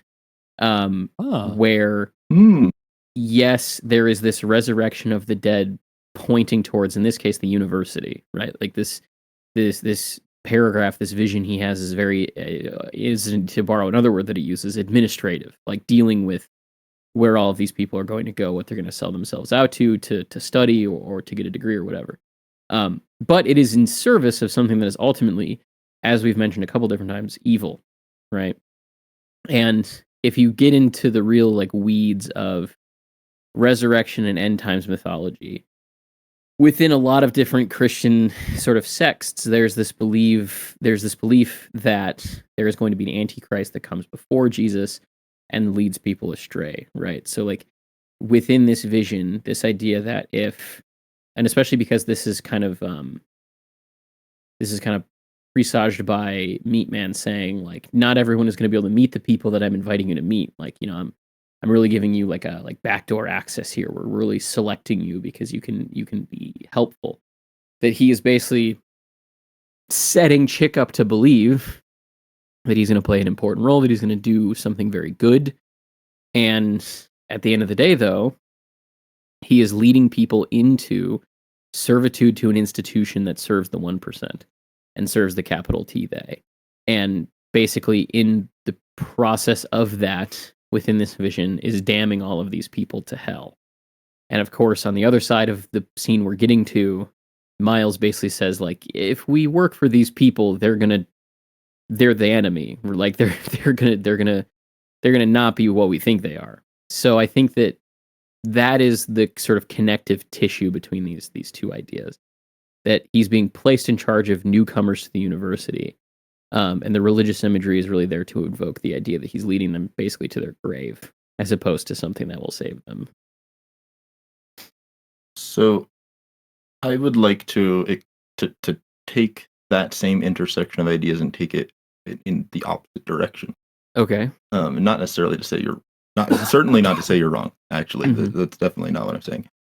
It's just, I think the later parts of the chapter will determine how you interpret the later parts will determine what exactly the orientation is here. Because obviously, Mr. Ace is not a trustworthy individual, and there's no reason to believe that whatever vision Chick is seeing is accurate, especially if it's supposed to be of the future. But what it's really, really evoking, and like Pynchon has played in this space so much that it's quite obvious, but as we were reprimanded last episode for, let's point it out anyway.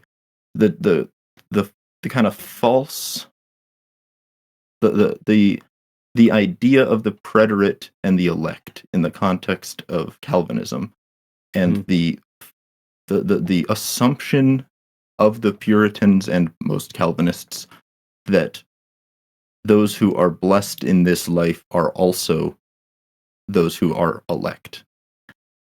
And we show them, you know, this group of people who are taking people outside of time as though they are the elect being saved. And so, sure, he might be doing the work of St. Peter there, but it's only because he is one of the elect. He's one of the people being welcomed into this better heaven.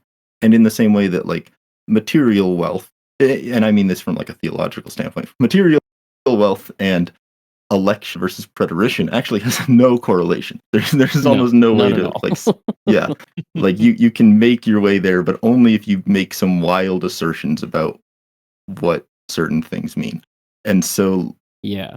this is kind of one of those times where, like, sure, Chick is seeing election. He's getting, first of all, he's being selected, and then he is doing election. He's helping other people be elected.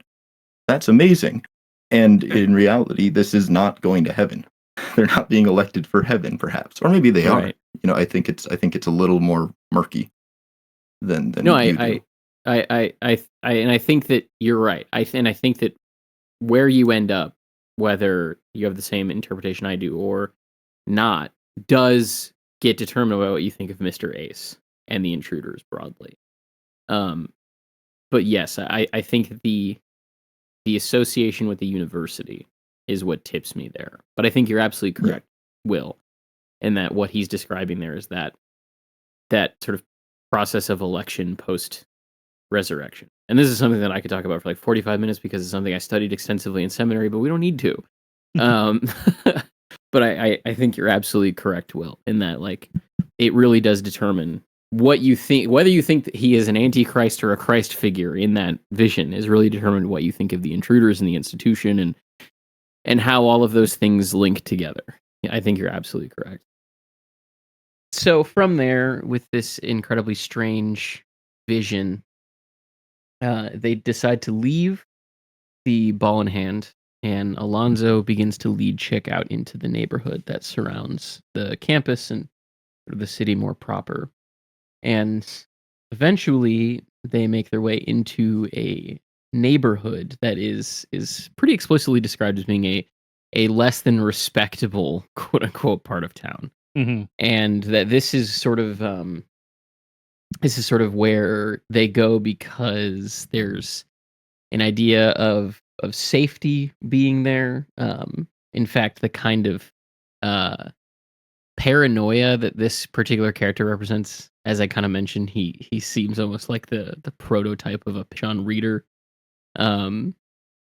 He's all about discretion. He's all about safety. There's this exchange here where it says, Alonzo seemed to expect a remark about the neighborhood.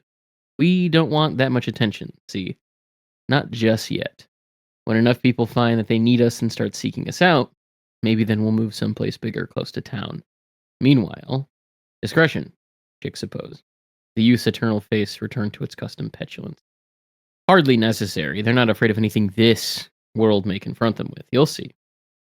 And this is where the chapter begins to get real strange. That's a good way to put it, yeah. Alonzo Meatman brings him into a house that's in this neighborhood. And he basically, the sort of them that he's talking about, and it is important that in most cases, except for where grammatically correct, the they or them is not capitalized here. When you're reading Pynchon, that sort of capital T they is a very important distinction. So with kind of the argument over what is about to happen among some of the characters, there could potentially be a clue in that. But he brings him into a house and introduces Chick to them. And in particular, we are introduced to one individual who's named Mr. Ace. And essentially, I'm just going to do my best to kind of summarize this brief conversation between the two of them. Essentially, Mr. Ace appears in the living room of this house before Chick. It would appear as though he is sort of a hologram, like in a very sort of sci-fi, like a blue hologram, like in Star Wars almost, if that helps you picture the way that I see it anyway. And he essentially says that he is coming backwards through time from a version of the future in which capitalism has completely run its course and it has decimated the economy, the global ecology, and there's been a complete sort of separation from the top 1% of the rich and the the sort of bottom 99% of the poor, and that everything is just sort of a nightmare now. And they are hoping that by coming backwards in time, they can kind of cut capitalism off at the root before it really gets going, and in that way save their future society. And from there, they ask Chick if the Chums of Chance can help them in this endeavor. And if they can, before I should say, and if they can, they ask for the help, and then he says they should have already noticed their sort of messages or their attempts to kind of travel back in time. And this, of course, links into a lot of the stuff earlier in the book with electromagnetic disturbances or strange kind of goings on that the Chums have dealt with on some of their earlier missions. It is now made clear that the cause of those disruptions, as proposed here, was these visitors, as they're referred to. That's the best way that I can think of to summarize this sort of portion. And I think it's probably best if we just take this kind of step by step, because this is where it starts and then it just gets crazier from here. So, what is it that we think about Mr. Ace and this conversation that they have? So, I think the first thing you have to do is take it on, his own authority that he's telling the truth here. There's, this is obviously just a situation where some random person is approaching you saying that I traveled back in time, and it's a what's the John Tybor kind of situation, right? Where this person's just claiming that they're doing this thing to prevent something bad from happening down the road. You don't really know for sure whether they're telling the truth or not, but you've seen enough weird stuff already that kind of lines up with what he's talking about that it makes sense. And I think what's happening on the page is really interesting, because there is such a disconnect at this moment between the reader and the characters on the page, because we as readers have the benefit of hindsight to look back at this period in history and at the time in which the book is written and compare that to our current time and understand the trajectory of capitalism as it is, to know that what this guy is saying is technically true. Like, that's pretty much what's going to happen. And Chick has no idea that any of this is the case. He's just kind of having to figure out in real time whether he believes this guy or not. And he's just experienced this bizarre hallucination. He's just seen himself in another place and heard himself in another place and felt so disconnected that it was described on the previous pages. He felt like he had been physically interfered with, which is such a cool descriptive term for that moment. It is a haunting thing to think about if you really put yourself in Chick's position. But it's so fascinating and really, really well done what's happening on the page at this part of the book. Like, that disconnect between Chick and Mr. Ace, as he's calling himself, and us as readers is just incredible. And it really lends itself to making this part of the chapter really hit hard. Agreed. And it also, the other thing that I found really satisfying about it is it feels like one of the first moments of very real reincorporation.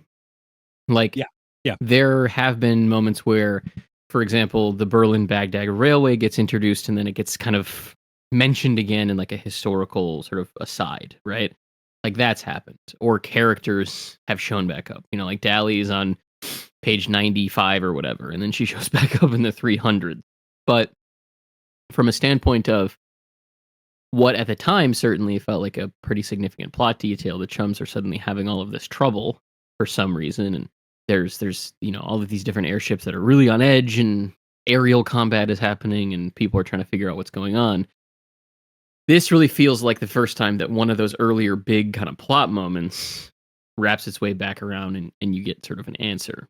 And in so kind of facto, like, especially with the World War I reference from the prior chapter, it kind of, I think, helps to feed something into the audience of what has to at least someone doing a close reading anyway, been sort of looming over the book for so long, that it kind of points to World War I as this kind of individual moment of ignition that maybe Mr. Ace is talking about. That was another thing that just really I got out of it too as a first-time reader. Yeah, and I also really like that it gets hammered home a little bit more, just a little ways down the page on 415, where it says a strange electrical drone overtook and blurred Mr. Ace's voice for an instant. The chums of chance. You are not aware that each of your mission assignments is intended to prevent some attempt of our own to enter your time regime. Yeah. Like, that has to hit chicks so hard to understand that now this guy is saying that everything you've been doing is to prevent us from being here right now. But here I am. So now what do we do? Mm-hmm. Especially given that, and we remarked on this in the early episodes, that often it really feels like who they're working for does not have the best interests of whatever sort of people group they're kind of supposed to be aiding or being in the presence of anyway. That there is this kind of real sinister angle to who is running the chums, quote unquote. So I liked that detail as well. Well, and that's gets to kind of the part of this passage that I find most gripping, I guess, and it's that contrast with the previous impression that Kate, you brought up the whole Antichrist side of things to Alonzo Meatman's character and the visions that he's trying to pitch, because it seems like he's on the same side as this why did I forget his name, Mr. Ace. And it seems like they're kind of pitching the same vision just from slightly different narrative angles, right? Like Mr. Ace feels like an administrator of a thing, whereas Meatman felt like a scout who was like, hey man, come with me. So that raises a lot of weird questions about what's going on in the world of Against the Day, right? Is this some like what is this an antichrist? And if this is an antichrist, what is it about the horrors of techno capital that the chums are helping to maintain the ascendancy of that is of God, right? That's kind of the natural question. Yeah. Or do we have it all wrong somehow? What there is, and it's that's the question posed to the chums of chance, but it's posed to us very directly as well. Even if we take for granted that the chums are not aligned with what our ideals would be or whatever, it's just kind of weird. There's a strange kind of not happening in the teleology of this world, and it's disturbing. Yeah, I really like how you synthesize those passages. That's a very, very good way to look at it. Yeah, there's two things I want to say about this passage. The first one is just the final sentence on the third paragraph, or the second paragraph on 415. Like religious dissenters of an earlier day, we were forced to migrate with little choice but to set forth upon that dark fourth dimensional Atlantic known as time. That's obviously reminiscent of the Puritans, but also Pynchon's own ancestors, which he goes over in Gravity's Rainbow, which I'm always looking to bring up Gravity's Rainbow. And I just find that interesting that little detail is in there. Also, I mean, I do kind of wish that if we're taking Mr. Ace seriously and we think that he is actually, that the Chums' chance have actually been, working against him or against him and his people on their incursion backwards into time, I do wish it was kind of more foreshadowed earlier in the text. I'm not saying it isn't necessarily. I can't think of anything that would foreshadow it.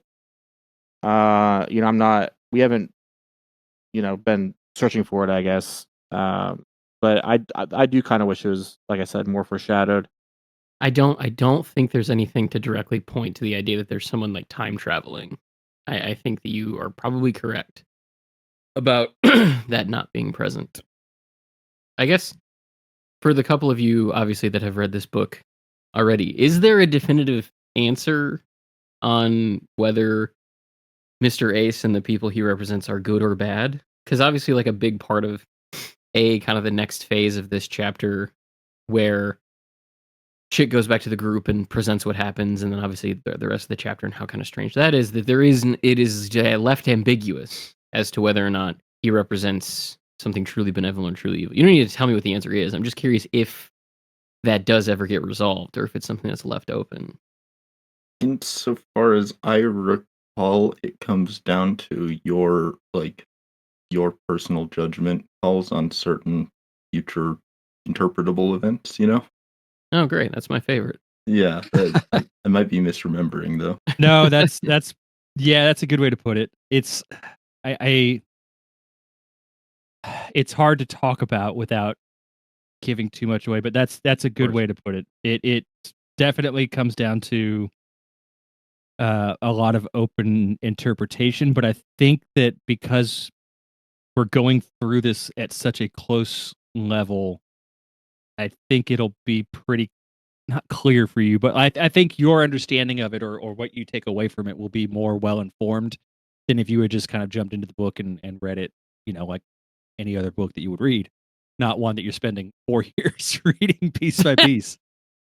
Yeah, fair. I know. I like that. I'm glad that it is left to the reader, because I think that, and this really, I guess, ties into maybe what Luke had noticed about it not being present, or more completely foreshadowed.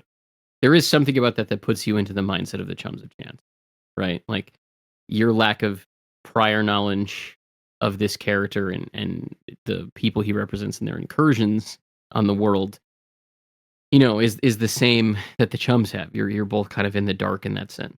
And so if that is brought through to its conclusion that, like, whether or not he is and they are benevolent or evil, I think continues that same process that probably the Chums are not going to know either.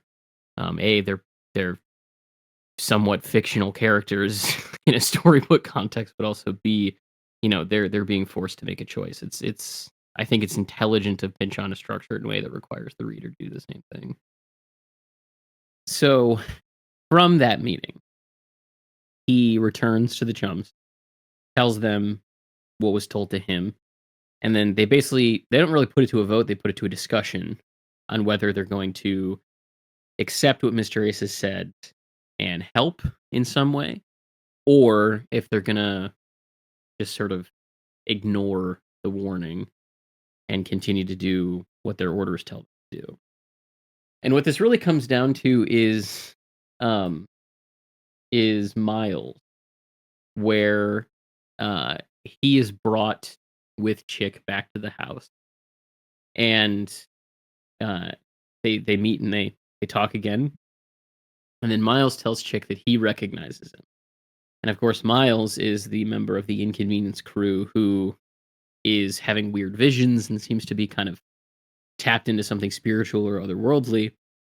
And that Miles, often in these visions, as he's seeing or witnessing whatever it is that he's seeing or witnessing, eventually sees Mr. Ace and the people that Mr. Ace represents. And they're pointing something back at him, and then that's when kind of the vision ends. And so, from Miles's perspective, there is a great deal of, maybe paranoia would be the right way to describe it, maybe trepidation, certainly a degree of kind of wariness over the idea that these people could be operating towards a benevolent aim. And so, with that in mind, and with kind of the overall lack of proof to the contrary, the Chums decide that they are not going to work with Mr. Ace and the people. Then things go real off the rails. I just want before we get to the harmonica program, do we have any additional theories or thoughts that we have over this? Okay, so I've been working on this kind of theory for a good chunk of our time in this book, and I don't know how I didn't hit on this in previous reading, but can I ask a question real quick? Do you think they're speaking to him through television? Okay, so you've opened a connection to this that I'm also working on. This is like a dual conspiracy corner kind of thing right now. Okay.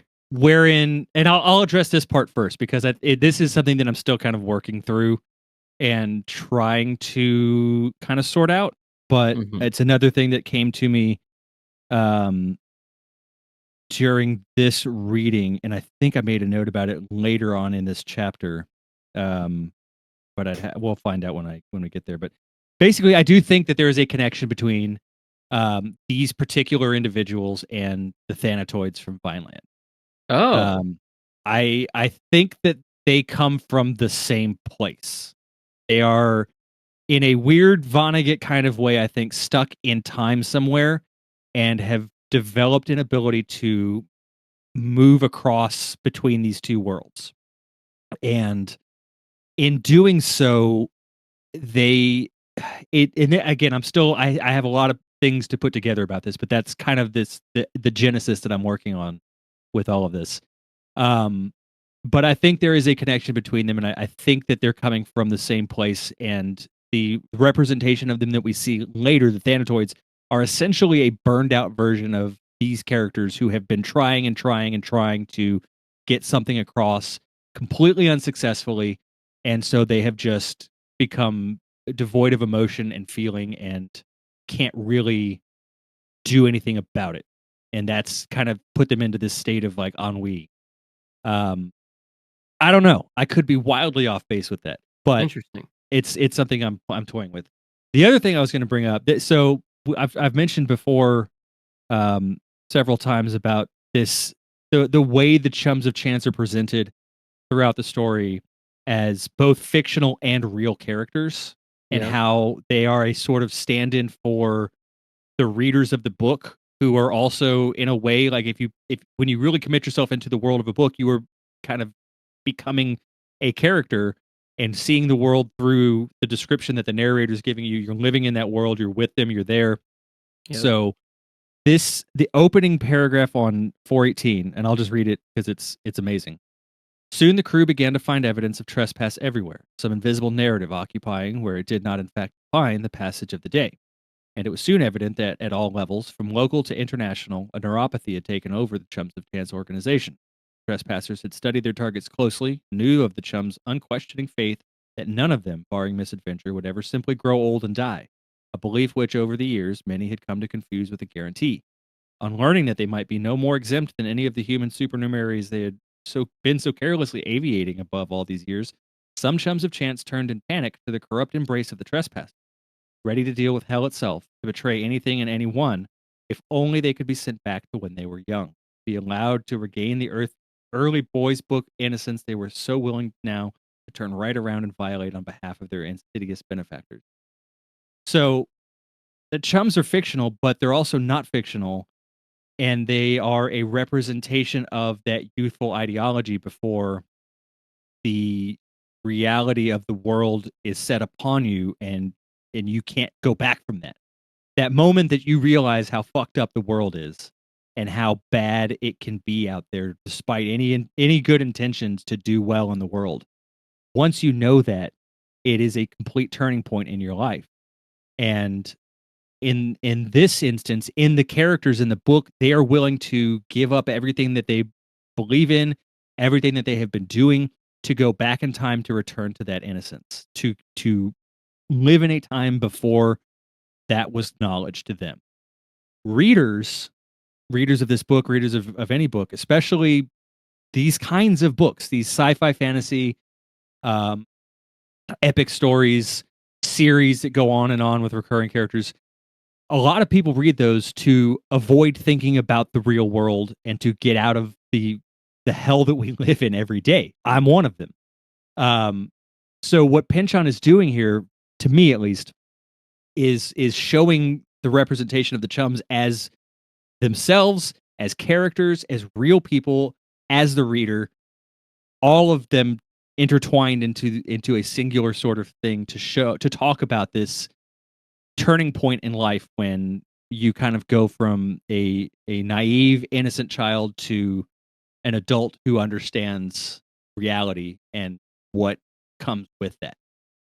Okay.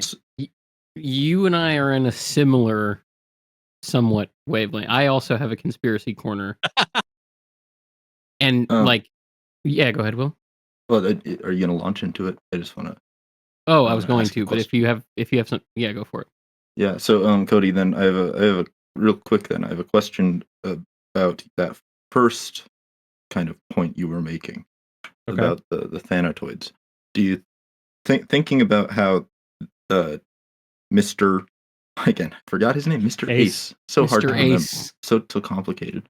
Um, Thinking about how what he is claiming is that he came from a different time. He literally says a different time. Mhm. Let's presume he's being kind of honest, right? Just for the sake of discussion. If so, then could it be understood that the Thanatoids are, instead of being these people trying to come into our world but being unable to complete it? Given how many of the Thanatoids, not all of them in Vineland, far from all of them, but plenty of them do seem to have been real people. Is it possible that those people instead are people who would have been tunneling through space time the way these people did in this version of history? It's entirely possible.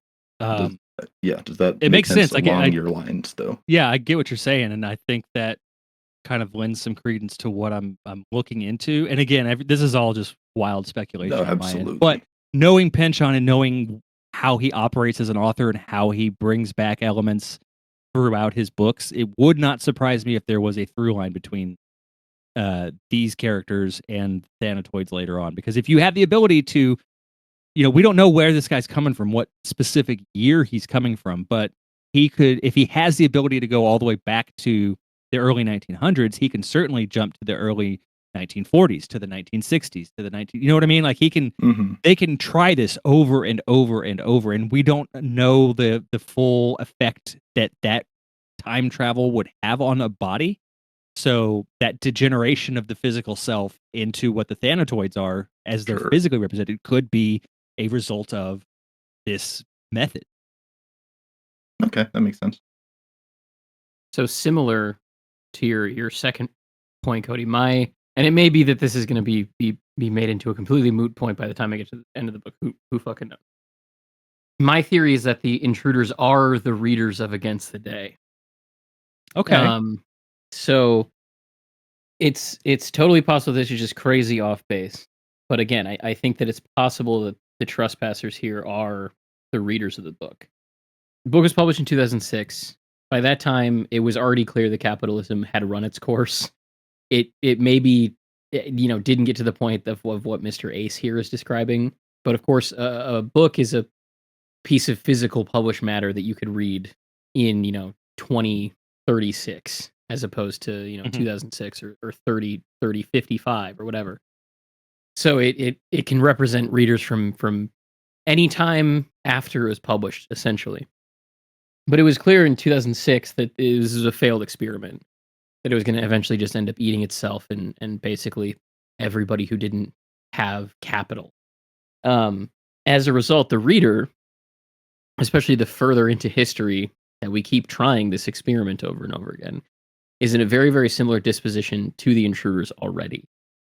And the book itself is, of course, broadly speaking, about this beginning of capitalism, this period that the intruders are talking about trying to kind of go back and fix.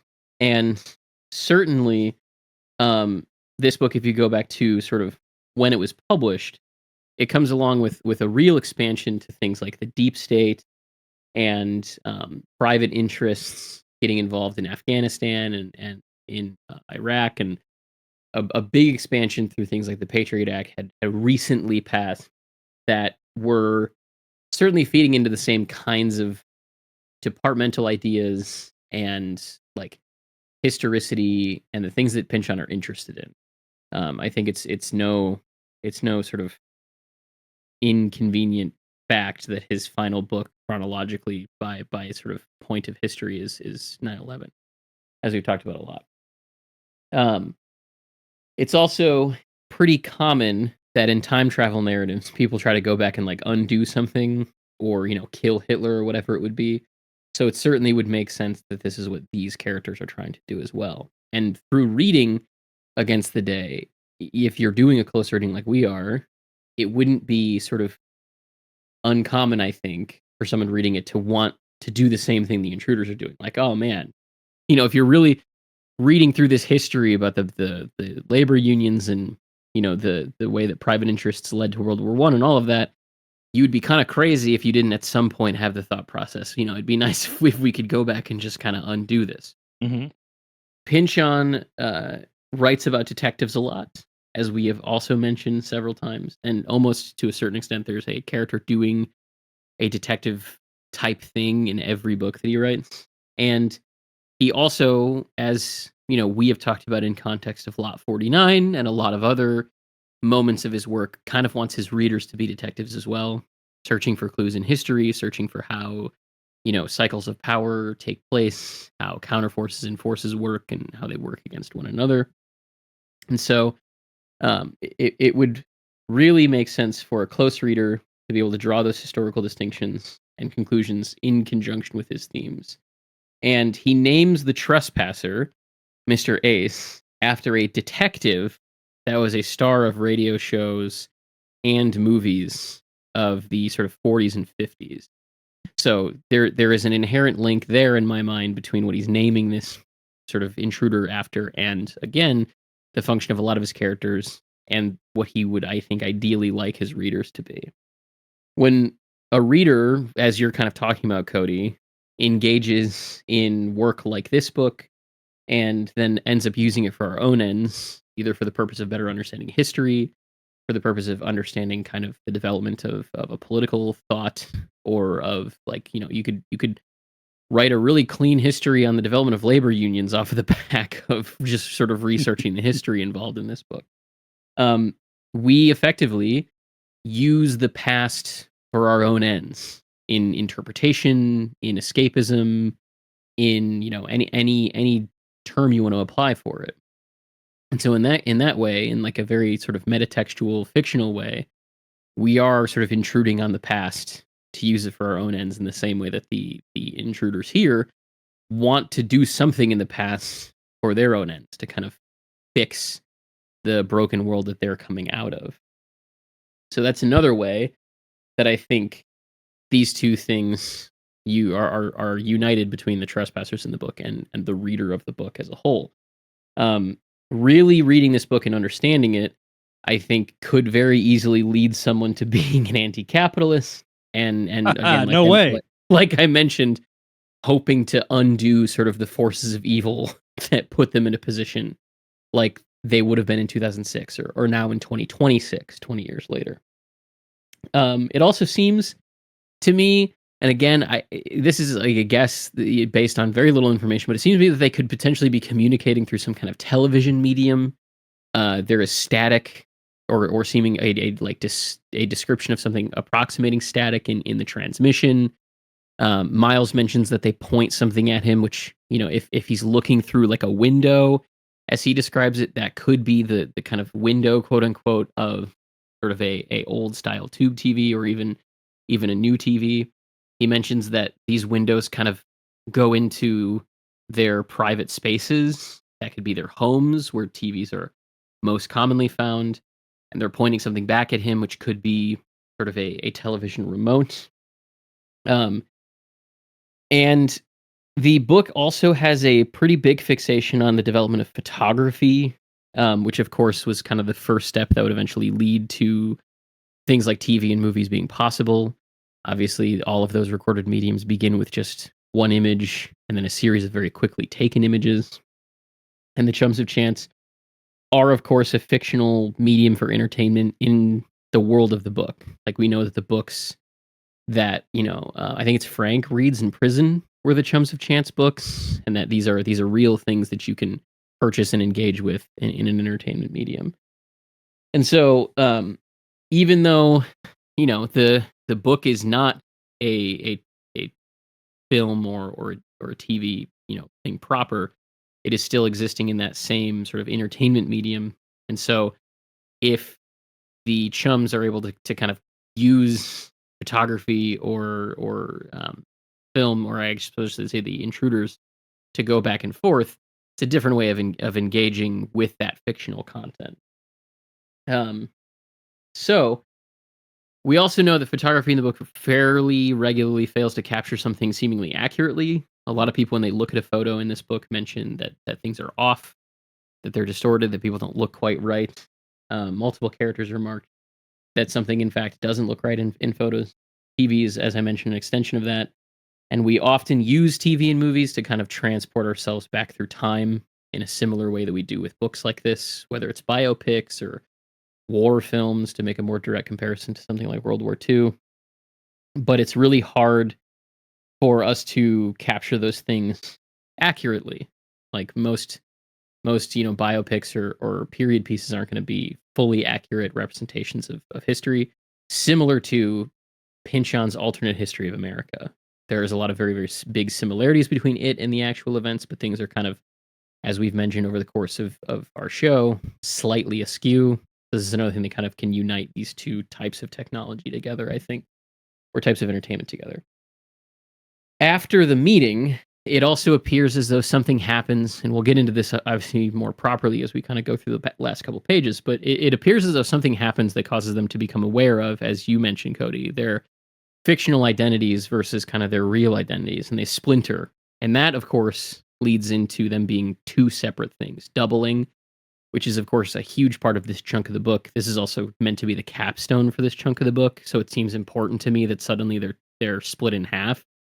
And once they're doubled into the real chums and the fake chums that are students of the university, the fictional chums fly off to exist in, whatever their next storybook adventure is, in my interpretation.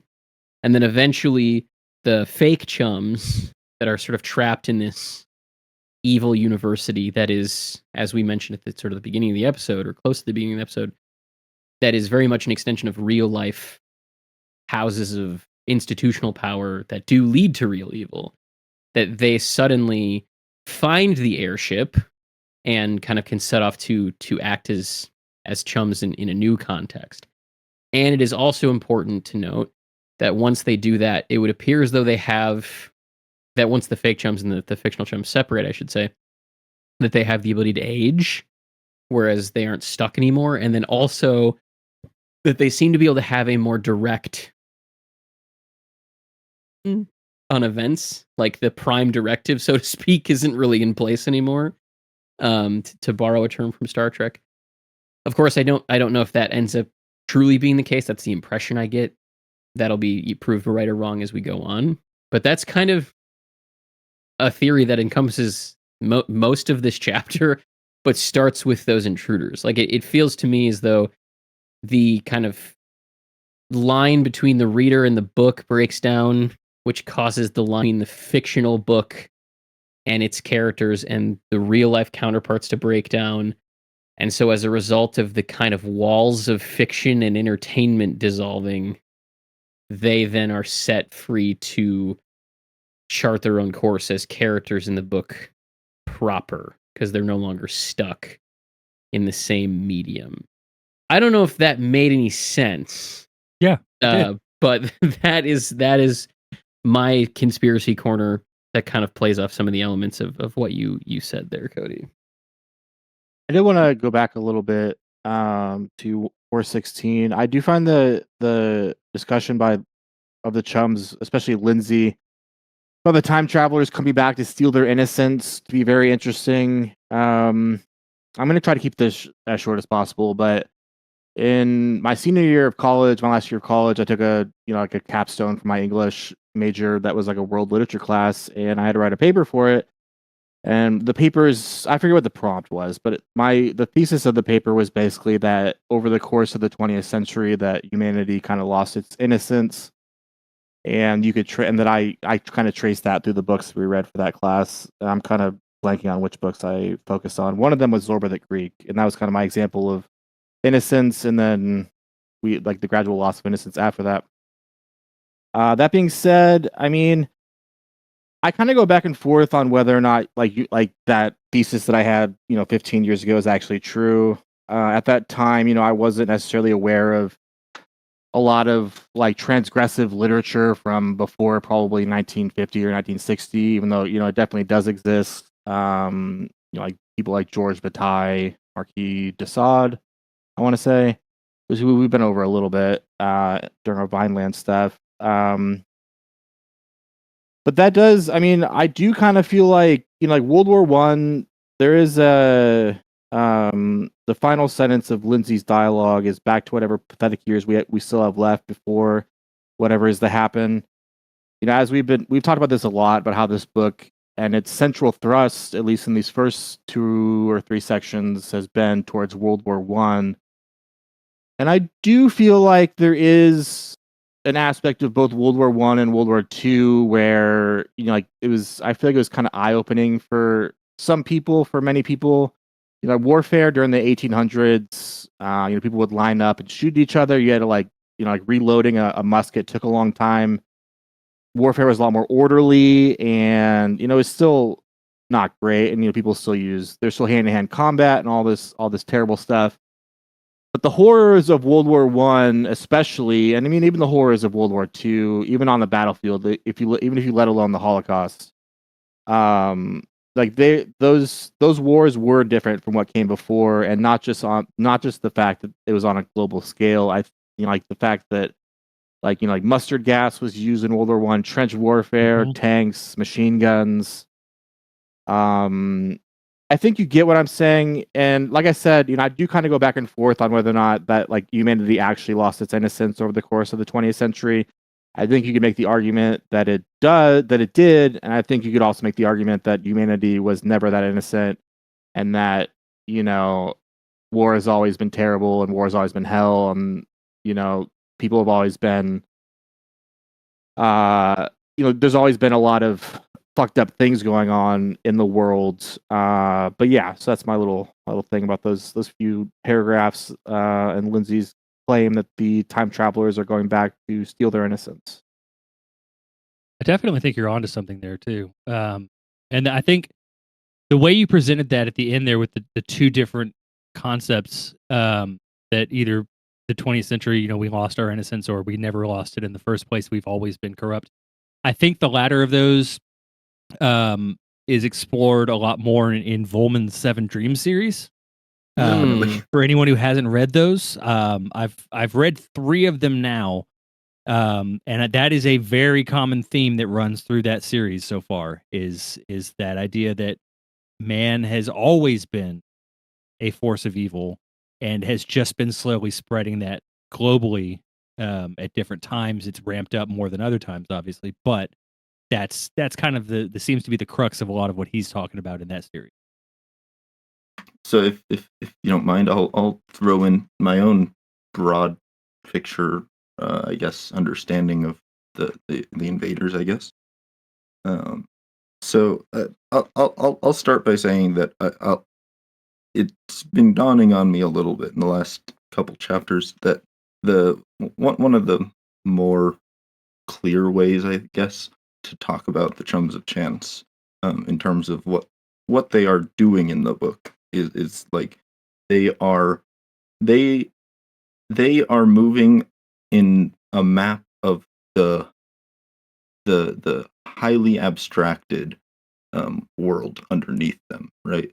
They're not just flying above the planet, and they're not just flying above the plot of the book, but they're flying into this kind of beyond a realm that exists in our reality, into a space of hypothetical abstraction.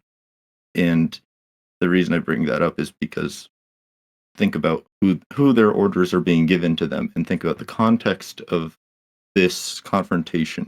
It is in the midst, or just after, or just before, we don't know very clearly at least, this time traveling conference. And so there are all of these different ideas of how time travel might or might not be possible, and how time itself may or may not function.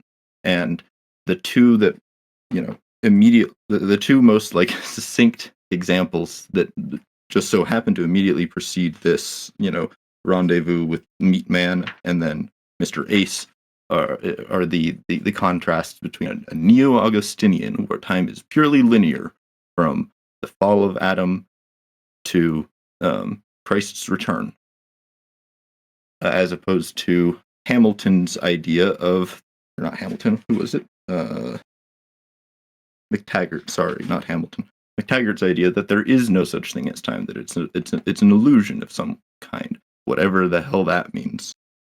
And so, with that in mind, consider the chums being given instructions that seem to be about enforcing that time goes according to how our history has it laid out. And that's where this kind of line of thinking intersects with yours, Kate. There is something about history that is guiding their hand. And so if they are these individuals who are escaping from the impacts of reality, or trying to escape from the impacts of reality by becoming super abstracted and trying to just get the pure, to be as innocent as possible, even though obviously they are all lying to themselves about their own innocence, as that paragraph on 418 kind of highlights. With, they could be sent back to when they were young, allowed to regain the early boys' book innocence they were willing now to turn around and violate on behalf of their insidious benefactors. That, so if they are all knowingly corrupt in the normal worldly ways, and they are all behaving in these for these abstract aims that, from our perspective as the readers of the book, sure seems like to benefit the interests of global capitalism, or it can be viewed as like they're being time cops, I guess. You can also think of them as like angels, right? They are beings who may have been real humans, and they pass into some transcendent realm. But this transcendent realm, in the book at least, is imminent to the real world. And so that means that for them, they also have something higher, right? And our evidence of that is their command structure, right? None of the actual chums we ever interact with, or the people who interact with the chums in the same stratum, that only the chums interact. Promise that makes sense. Those people all seem to get their instructions from these magical sources. They may not actually be magical. There may be a command structure, but they are opaque to us, the reader, and they are so vague that they may as well be magical, especially since none of the people who we interact with know. In which case, this set of trespassers can be perhaps seen, if you take them at their word, which I'm not sure is the right thing to do, but if you do, then you go back and you look at the fact that this guy's name is Mr. Ace. Ace is the one card. He is described immediately as having glossy black eyes presented like weapons in a duel. So like what, the Ace of Clubs or something? I guess. I don't know. That's very literal reading, but I think it's there.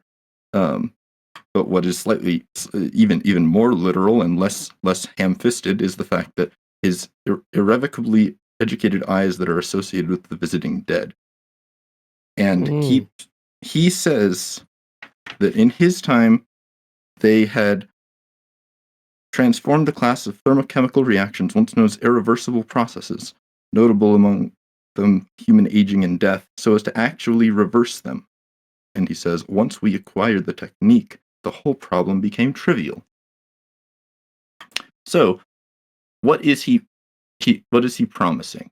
He is promising perhaps youth, but what he's promising more than that, because this is the last thing he offers. This is this last gambit, is we can give you perfect youth. We can give you, what you seem to want as a chum of chance. But he starts off by saying, we are people who tried to escape capitalism, and we are people who understand how to do that. Come with us. Avoid following this path that you have followed along. Now, if the black is meant to be thematically dense in a way other than simply identifying him with a card in a deck, which we know Pynchon loves to do. It may just be that. But if we take it further than that, then you can say, okay, Meat Man might be the Antichrist or trying to usher in the Antichrist. Mr. Ace is Satan, or well, wait though. If he is number one, and he is dead, and he's promising this understanding of knowing how to transmute time in reverse, like very literal sense, because that's not what he's promising. Is not time travel. He's promising knowing how to reverse the effects of things, right? The irreversible processes of thermochemical reactions are just things, right? You're just undoing things. Is he promising them entrance into the world of the dead, from which standpoint you see the folly of our world's capitalism? In which case he is associated with black because he is the annihilation of all that guides the Chumps of Chance and this book and this world that we know. But is he also could instead he be like this void in the kind of just plain, almost again to bring back the what if Pynchon's a Buddhist thing, in the Zen non-self kind of idea? Is Mr. Zero glitching out because he is being like projected into this other dimension because they don't exist anymore, these trespassers? And in which case, is them trying to come in, even if they have good intentions, is that good? Does that have any potential of doing anything other than essentially what Randolph postulates, that they're raiders, that even if they are not trying to harm the world of this book, that they are trying to enter into it as these non-entities that will essentially accelerate the process of entropy in their world to a massive degree? Or is it the flip side? Because all of what I've said can just be flipped around in a negation kind of way. So what is it?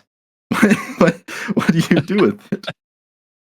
See, this is why it drives me nuts when people talk about the Chums being the most boring part of the book. I think there's so much depth to what they're representing and their purpose in the story, and for people to just dismiss that offhand is infuriating. Mm-hmm. Well, and at the risk of maybe sounding overly democratic, I feel like all four of us have outlined something between the kind of earliest section that Luke mentions and the stuff that he had to say, all the way through to all of the different ground that the four of us have covered in our own individual theories. I truly believe that there is truth in everything that each of us has said that is interacting somewhere in the mix here with what Pynchon intended.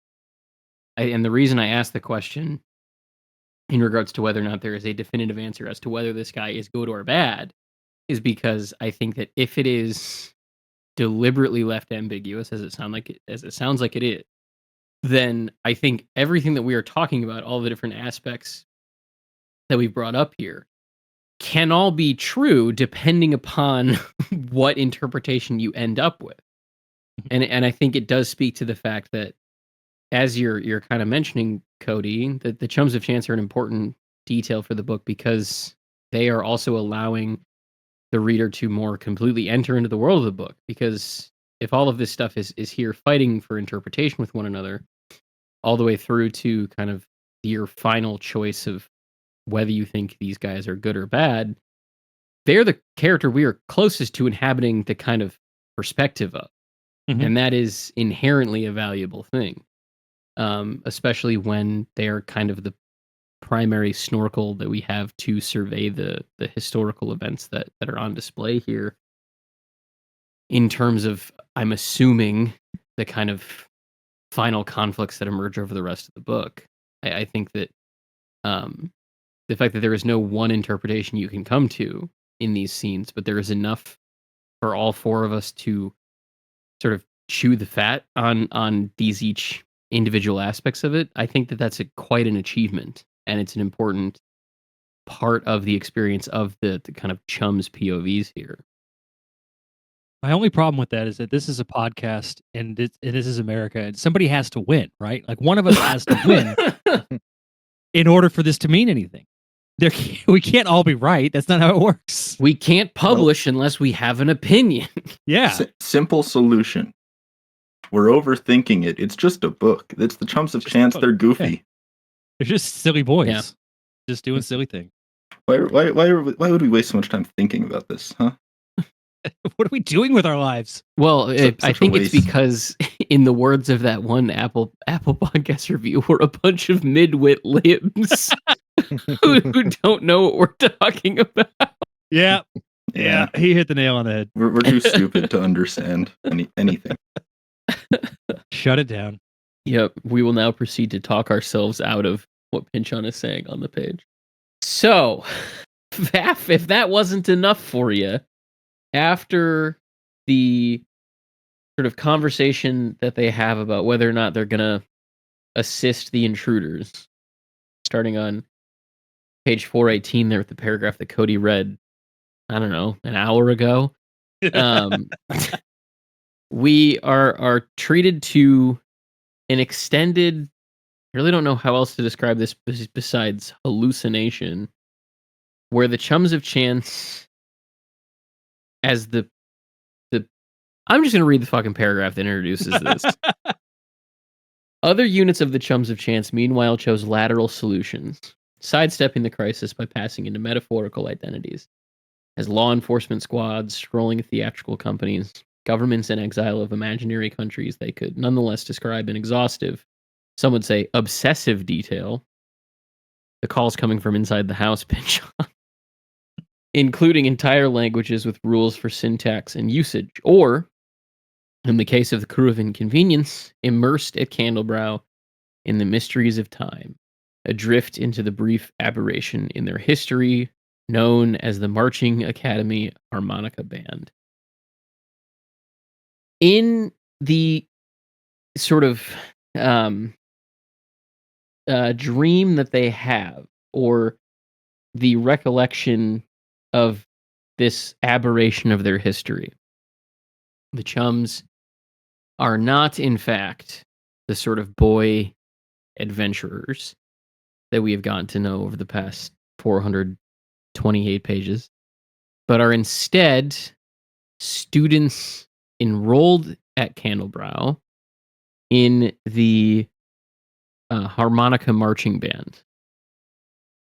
What follows is a description of some of their time there leading to the end, and a particular, I'm going to say, motherfucker of a sentence of Alonzo Meatman going and having a regular meeting, what was supposed to be a regular meeting with the head of the program, filled with references to Gravity's Rainbow, before sort of the character of Alonzo disappears, and then the Chums of Chance separate, as I kind of mentioned in my conspiracy corner, into the real and the fictional. And the fictional fly off into whatever adventure they're going to have next. The real Chums, so to speak, are stuck at the university until they kind of, one by one, as Pinchon would say in Inherent Vice, locate their own individual karmic thermal, separate from one another until eventually they're brought together again at a reconditioned and kind of updated version of the Inconvenience, where they are then given orders to head to the desert after they are given the map that they were looking for in Italy. That is, I think, as good of a summary as I am going to do That was exceptional. I think Oh. for considering the complexity of what's going on in this last part of the chapter, that was very well done. So, thank you, Cody. From there, I'm going to ask you all what you think. The end of the chapter, I think, is fairly plain enough. They get a new version of the inconvenience, and their next sort of phase of their mission is set. They're going to go off to the desert to locate their next point of contact with the map to continue their kind of broad overarching mission. So before that, though, all the mess of stuff at Candlebrow. What do we think about what's going on here? I'm very curious what your guys' interpretation is. I'm going to connect this part of the book to two of the most diametrically opposed pieces of media that I can imagine. But it makes sense in my head. The Bachelorette and Lost Highway. So you hit one of those dead on. Was it Lost Highway? This is Lost Highway, and it's the Muppet Show.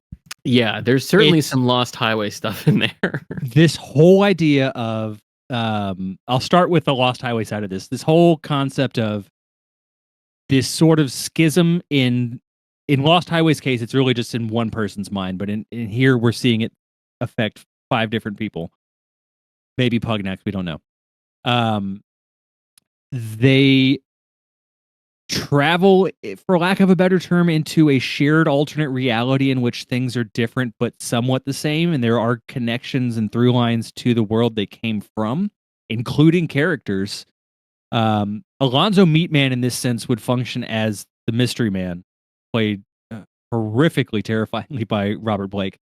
And when they come out of this sort of fugue state, it is a slightly different, again, world in which they're inhabiting, but slightly the same at the same time, much as the way Pete comes out of his version of the world that was created when, why can't I think of Bill Pullman's character's name? When his character essentially has his fugue state, becomes Pete shifts back, and then both exist simultaneously in this kind of shared but slightly different world. All of this is happening while Dr. Teeth and the Electric Mayhem are having a harmonica concert and driving around in their van. I don't know how else to describe that aspect of it, but there's the line at the end of 419, or the paragraph, "Dang perilous time, boys. Gotta forget about the soft duty, go where we can make ourselves useful," interrupted the precipitate entrance of young mouth organ man apprentice Bing Spooninger, the band mascot, yelling, "Anybody seen that Zoe Meatman? He's not in his rack, and it's after curfew and darn near lights out." You could read that in Dr. Teeth's voice, and it makes absolute sense and works perfectly. And then the entire song is Dr. Teeth and the Electric Man. Like, this is some Muppet-ass stuff, and I'm here for it. I love it, and it is surreal and funny and weird and such a great thing to read. And it's packed with, as you said, Kate, it is littered with references to Gravity's Rainbow, some subtle and some absolutely not. So it's a mindfuck of a section of this book, and I love it. What do you make of the Gravity's Rainbow references? I think it serves to work as that sort of through line that is in all of his books, but also to connect it in a more literal way of showing that sort of repetition of history and how these turning points all share a sort of common opportunity to avoid that situation and thus avoid a complete and total peril, which, if you go back to Mr. Ace and his talking about that, like, that could be what he's warning of. You have, someone, there's, again, traveling down a toilet, trying to find a harmonica that is disgusting and crusty and gross. And so it's essentially, there's this brief moment where it's almost as though we're sharing the universe of Gravity's Rainbow because it takes place in the same universe as all of these other books. So it's this, and again, this is all just me shooting shit out of my head, but this is sort of a history is, you're doomed to repeat history if you don't understand what happened and you don't move to make things better down the road. So this happens, and then it's going to happen again in Gravity's Rainbow because we didn't learn the first time. So we have to do it again. And it would especially make sense if he's writing this at the same time he's writing Gravity's Rainbow and Mason and Dixon. The idea of all these through lines connecting into those books really makes a lot more sense, and you start to see those pop up more and more. Interesting. I like that. Luke, Will, what do you got? Sorry, just clearing my throat. That's how you know he's serious. He's about to fuck up an entire theory. Well, I read this whole section maybe a lot more literally, because what I'll say is that it feels like they are the Chums of Chance are, rather than necessarily splitting apart like you interpreted them, Kate. Instead, they are genuinely that there is almost this this facet of Cold War, Red Scare, War on Terror propaganda going on, where just the implication that there are traitors leads the Chums of Chance as like all of the people who actually are in the Chums of Chance seem to immediately lose faith in one another, and therefore it leads to this kind of doubling of each other and doubling of themselves in a metaphorical way.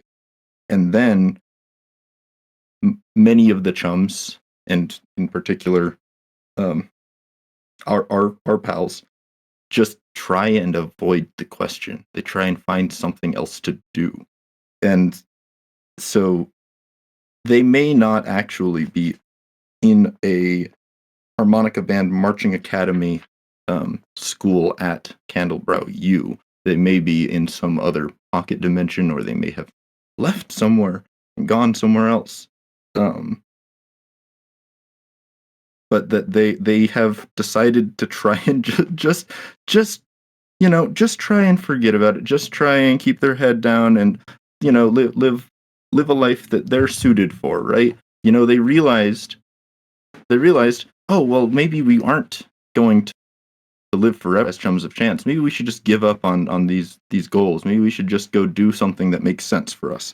And so they go and they do that. And of course, there's so much you can read into a not literal reading of the actual events at the school. But in terms of what they're doing, what the characters are becoming, the way I read it is more that they are just trying to hide away from this kind of paranoia because it's made the actual work of the chums so intractable. And at a certain point they realize, well, we have this guilt, we have this other life that we have been living, and we can't just give it up.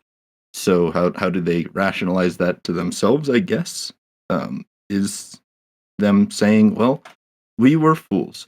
We read those books that made our hearts sing, and we got confused. We thought that we were flying, and in reality, it was just our minds being focused on something that was bigger than we could handle, and so we confused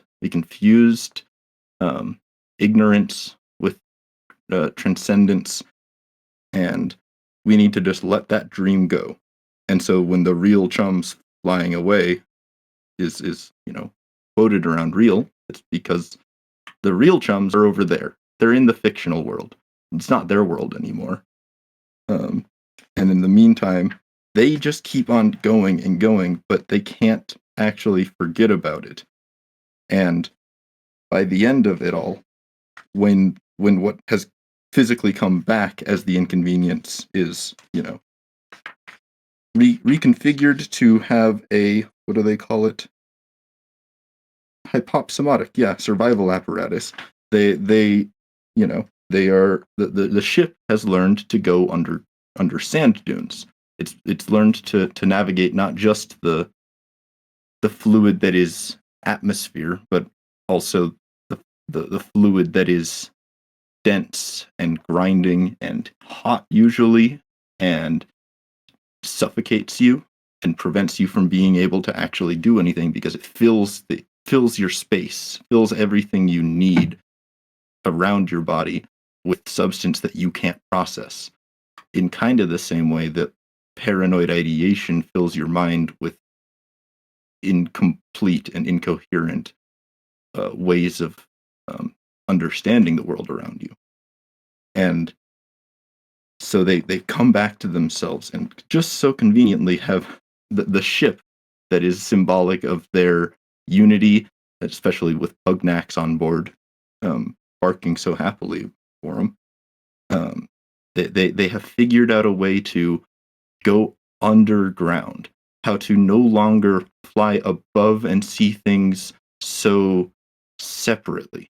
Because sure, they've been through the center of the earth before, but they've never been able to do this kind of like literally middle ground, right? They've always been either traveling through the center of the earth, dealing with things in a what seems to be like allegorical way to reality, as we kind of got a hint of with their adventures en route to the Vollmann expedition. Or they're up above and they're getting messages from their from as I labeled them earlier, possibly time cops or whatever. They are not actually engaged in either case with the substance of what they are trying to interact with, right? They are either flying above it or they are going through some like deeply abstracted version of it on kind of a flip side. And so this is them having learned how to walk that middle path of being idealistic, thinking we're going to live forever because we're above it all. We don't need to get corrupted by all these things. We're not going to become alcoholics. We're not going to become greedy. We're not going to become whatever because we're above it. They're now forced to deal with the ground level very literally. And that's what this is them practicing that while at the same time in like a less like character view. It serves as a really good metaphor for the way that people with power and people with knowledge to know what to do with their lives can be hooked into these academic pursuits that are entirely intrinsic to the academy that have no impact on anything beyond it, like a harmonica marching band, which sure, it might be nice to hear them once or twice, but it's not going to be a staple of culture. It's not going to be something that people want to fill their lives with, harmonica marching band music. It's something that exists for the purpose of a university or another institution, and it's a side path. It's something for them to do. It doesn't actually put them away from the tribulations that they're trying to escape. It just makes them blind to them. I've nothing to add. That's fascinating. Yeah. This that makes the most sense out of anything that I tried to put together or tried to sort of read. In the newest instance of us really kind of shitting on the pinch on wiki, for instance, they didn't even really try. Like the people editing that wiki don't put much forward as far as theories or explanations of this portion of the book. I would also be remiss if I didn't do my nerdly duty and mention the connection between the hyposomatic survival apparatus that travels through sand. I have to emphasize through, not on top of, not like just slightly above. None of that. Like it travels through sand. I can't find any other instance of a ship that does that outside of Final Fantasy VI, and that's a huge part of the game that takes place in the back half of it. So I have to wonder if Pinchon was maybe watching one of his kids play that game, because it would have been out. I think it came out in 94, 3. So who knows? I don't know. But that's just a connection that I made. I've never seen in all of the sci-fi fantasy books I've ever read. I've never seen another ship that travels into the sand like that, and specifically mentions sand. I feel like there is also just as much of a chance that he has played Final Fantasy. I would not doubt that.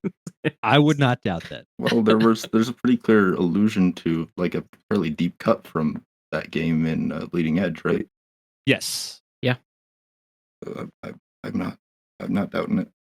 a great game. Pinchon's a gamer. He Yeah. thinks Hideo Kojima's God. He's got several references to Final Fantasy VI. Loves the greater of the Final Fantasy games. So yeah. Makes a lot of sense. Sorry for talking. I would like to raise a question though of my own. That is, what the hell is Alonzo Meatman doing here? In any of our interpretations, he's in this college too, and he didn't seem like he totally could have been at this college, and let's presume it's at Candlebrow U. And so that's how they met him in the first place. Is he was goofing off or whatever, and he's working with these trespassers, or he is a trespasser, but this is his station. What he is doing things. Who's he being?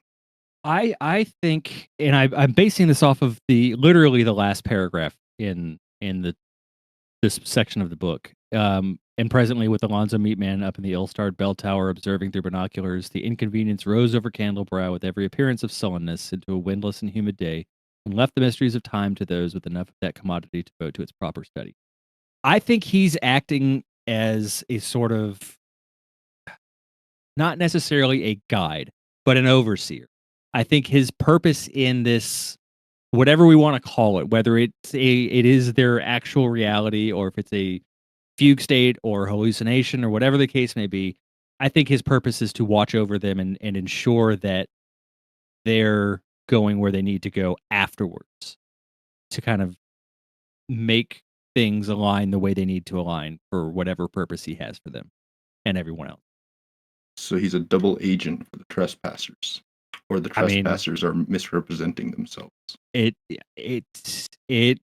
could, in theory, work given what we know about the little we know about them, and Pynchon's love of having characters that have a duplicitous nature to them.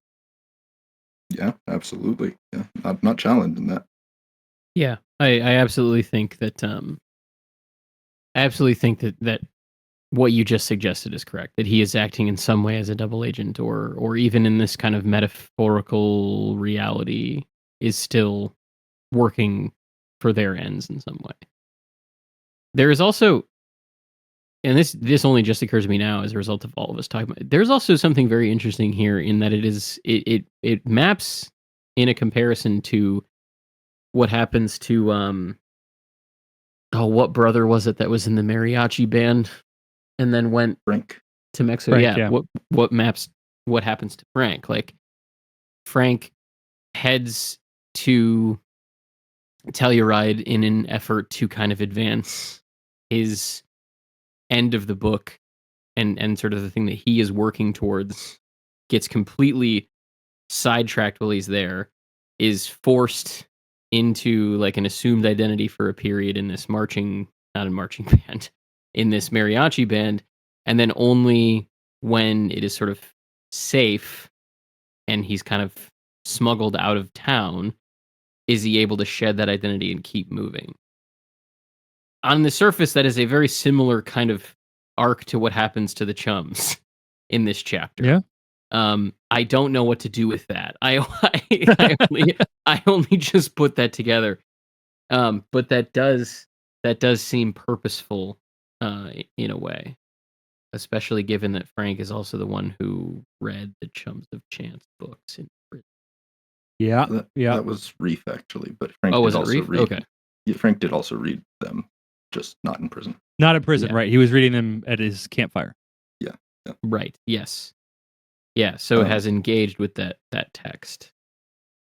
Yeah, and just to stack onto that, I mean these are also chums who are being confronted with the responsibility in a suddenly much more morally complex world than they had realized beforehand. Much like Frank is going around insisting he's not the Keiselder kid. These guys are walking around saying, "We're not the chums. The real chums are already out in the air. If we were the chums, we would be in the air." Just to draw that also over to Gravity's Rainbow, contrast that to Chicharine's ideas about the historical inevitability of the revolution, I guess. Not sure there's a coherency between those three moments, but there's definitely a similarity. Yep, good point as well. As always, this is where I'm going to invite you, the listener, to send us an email or reach out to us somewhere. There's a lot in this chunk of the book to discuss, not just in terms of Iceland Spar, but also just this portion of this chapter.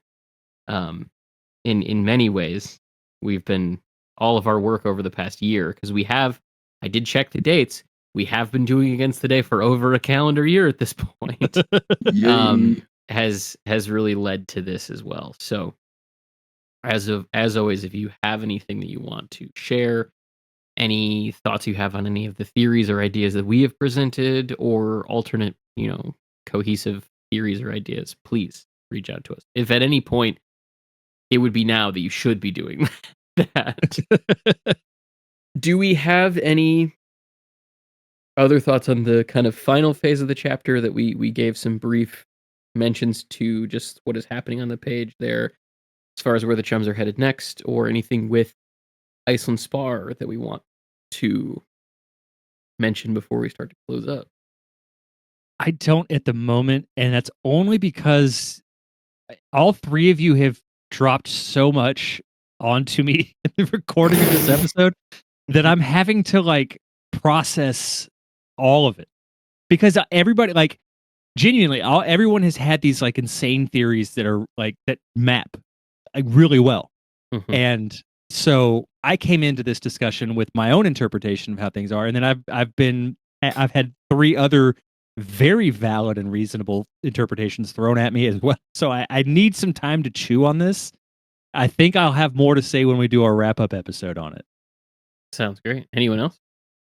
I guess I'd like to just highlight that we've gotten both of all of the inventors that we've seen in these couple chapters really are either real historical figures or were given a little bit of an introduction earlier on in the book in a way that really it makes this kind of a surprising outcome, because Roswell Bounce invented the hypopsomatic whatever device, but the stupid name that I'm not remembering ever. Yeah, the hypos, I think is what it was. Hypops. Yeah, that's what Vanderjuice calls it. But in any case, it's invented by Roswell Bounce, who we last saw as essentially he was one of the less stricken by it, but one of the many people who had been driven mad by just staring into electric light bulbs. So what's going on with that? What about staring into these electric light bulbs has given him the ability to see how to parse sand? Has he seen the light, literally, so to speak, at the same time? Does he now have access to Maxwell's daemon, but not quantum scale, just literally particles being pushed around? Dirt particles, not subatomic ones? I don't know. It's curious. Yeah, I can't say that I have any specific. I didn't even think about that, but you raise a very good question. And then I would just like to highlight one more broad kind of Pynchon theme thing, I guess. The harmonica is, a beloved instrument of Pynchon's. Clearly, I mean, there are even some real testimonies to him having and playing a harmonica. There's some reality to that as a person, that he appreciates it. However, it stands in really pretty strident contrast to the two other major, the two other instruments that have played a major thematic role across his work, which are ukulele/guitar, which, trying to parse out the distinction between those two instruments is actually way more complex than people want to credit, at least in a historical sense. But also the kazoo. And the major distinction between the harmonica and the kazoo is that while they both involve you passing air over something that vibrates and produces a sound, one of them is a reed, which produces a tone, and the other is a membrane that resonates along with the tone of your voice. Mhm. And so you have the kazoo as one end of a spectrum of instrument where it's practically useless. Almost no one ever puts it in actual music that they actually want anyone to listen to outside of for jokes, even though it's not impractical. It's just not very versatile. You'd have to have like a dozen of them to play any song. You'd need a whole orchestra, really. But the kazoo, you can go woo, like a wonderful come on, brain. Slide whistle? No, well, yes, slide whistle works, sure. I was thinking the synthesizer, but yeah, why not? Okay. Slide whistle works too. Slide whistle or trombone. Yeah. Theremin. Like a Yeah, I theremin, was going to slide say whistle, theremin. or a trombone. All three of these are the same instrument, obviously. Whereas with a harmonica, even if you have a chromatic one, which most harmonicas are not, you have to play, you have to blow or suck into or out of each individual hole as you desire to play one note, and you have to sometimes, as they allude to, replace the reeds in the harmonica. And so they are preset tones that you do not have that smooth range of the harmonic, or not harmonic, the melodic medium. You can't go from one end to the other smoothly. And that's also kind of a weird, again, both the harmonica and the kazoo are modern instruments. There was no kazoo 500 to 2,000 years ago. Same with the harmonica. But there were definitely trumpets and string instruments and horns of various kinds. And what was Frank playing but a bizarre niche woodwind that like is in the tradition of Adolf Sax, with the sticking a bunch of metalworking and high-end machinery into it to make it play slightly differently in a way that's more conducive to playing wide varieties of music rather than a specific genre or culture of musical heritage. I don't know what that has to do with anything. It's just Frank is playing in a mariachi band with it wasn't a euphonium, but a euphonium would have been closer to like real mariachi instrument. It was something much more niche, like an English horn with valves or something. And so, like, I don't know, it's weird. You have these overlaps between the Frank chapters and the Chums chapters very starkly, even though I don't see it. I don't see what it comes to. Yeah, personally. I don't either. At least not yet, anyway. Yeah. Thank you for validating. No, yeah, I didn't see it when I was reading it either. Like when I realized that connection, I don't know, whatever it was, 75 minutes ago. I was like, oh, there is some sort of inherent overlap between these two, and I have to assume that at some point, as we continue to galandronome is what the instrument was. Yes. I just flipped back to 374 where it's mentioned. Like, I have to assume that as we continue to do a close read, like, I've never read a book this close, guy. I'm gonna be entirely honest with you. But as we continue to read the book this close, I have to assume that, especially now that we have established that there's a degree of overlap here, that it is going to lead to a conspiracy corner theory, if nothing else. I think this book we've had more conspiracy corners in the first 400 pages of this book than we've had in any other book we've covered in its entirety yet. Yeah. If there is nothing else. I'm sure that there's something else we could talk about. But if there is no other ideas on the chapters that are burning a hole in anyone's pocket, we do have some wrap up stuff. But I don't want to close the book on it unless anyone else has something they want to throw out there. I got nothing. Like you said, there's stuff that I could manufacture words for, but I didn't come prepared with them. So what you got? You got any funny parts? That's what I'm trying to look back on real quick. I do. Okay, so going back to the harmonica concert, the idea of the band being reprimanded like everyone else for improvising during the more tightly arranged pieces like My Country 'Tis of Thee.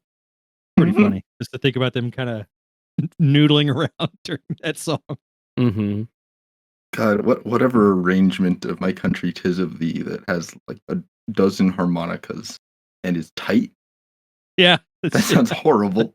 I mean, honestly, and this is definitely a bit of a cop out, but I really this whole, last 10 pages or so of the chapter, I find kind of constantly hilarious in the way that the last 40 minutes of Goodfellas is. Sure. Okay. That's an actually very apt comparison. Like, it's constant. There's something deeply wrong. Something is wrong here, either in the souls of the chums or in the souls of the readers or in the world of the chums. And in the meantime, they're singing these crazy songs and they're playing along on harmonicas and they're deeply invested in all of the like politics of a music college, which, nothing against people who attend a conservatory or anything, but I've got to imagine that kind of very small cohort makes that kind of thing much more intense than a typical university scenario. I don't know, and it's just constantly bouncing off this deep, heavy stuff of just like, what if we aren't real? What if we're the dreamer? But I guess if I'm going to shout anything in particular out, I do love that Miles is 100% on board for fricasseed bug brains. Oh, yeah. Sounds amazing. Yeah. And I'm sure it would be like essentially tiny, tiny globs of fat. So probably not bad. Yeah, probably not bad. He must love fricasseed stuff because that is one of the things that he regularly makes jokes out of in his books. I guess they'd only just invented stoves that you could like lift the pan off the fire, off the heat, try and control the temperature more finely than boiling or burning. Yeah, I think that like, there are a number of individual like jokes that I could go through the whole like crazy chums of chance in the university section.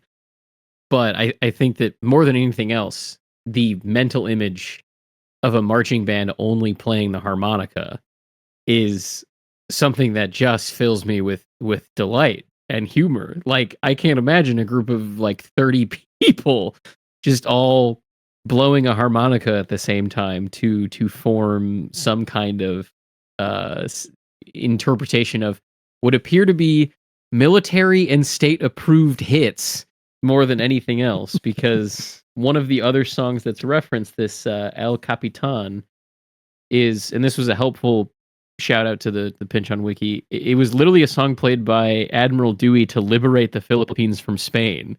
And liberate heavily in quotation marks there, because as soon as Spain left, we just came in and did the same thing. So the idea that you would potentially be invaded or serenaded by some kind of military academy where its marching band was only playing the harmonica is just hilarious, especially because and now that I'm like thinking about it, as someone who used to play the saxophone, never in a marching band because I was not interested whatsoever, but I was forced to like watch their performances sometimes. Like, coordinating all of those people to play that instrument at the same time, starting the note at the same time, ending the note at the same time, and more importantly, transitioning from note to note on a harmonica at the same time would be so hard. Like, that is not something that has, in my mind, a high chance of success. Yeah, it really is. It's musical precision for the sake of precision. Like, and especially because if I'm thinking about it right, it would basically imitate the sound of a bunch of, or like, much smaller orchestra of bagpipes, right? It Yeah, it would basi- have to. Pretty much. And so, what's the point? Why would you do this? Because why not? Yeah, yeah. I mean, it's a Penchon novel. Why not? Absolutely. It's hard to imagine. And anyone hearing four people play harmonica all at once, playing a Sousa composition or something, and just thinking, yes, this is the right way to do it. Quotes. There's a lot to choose from.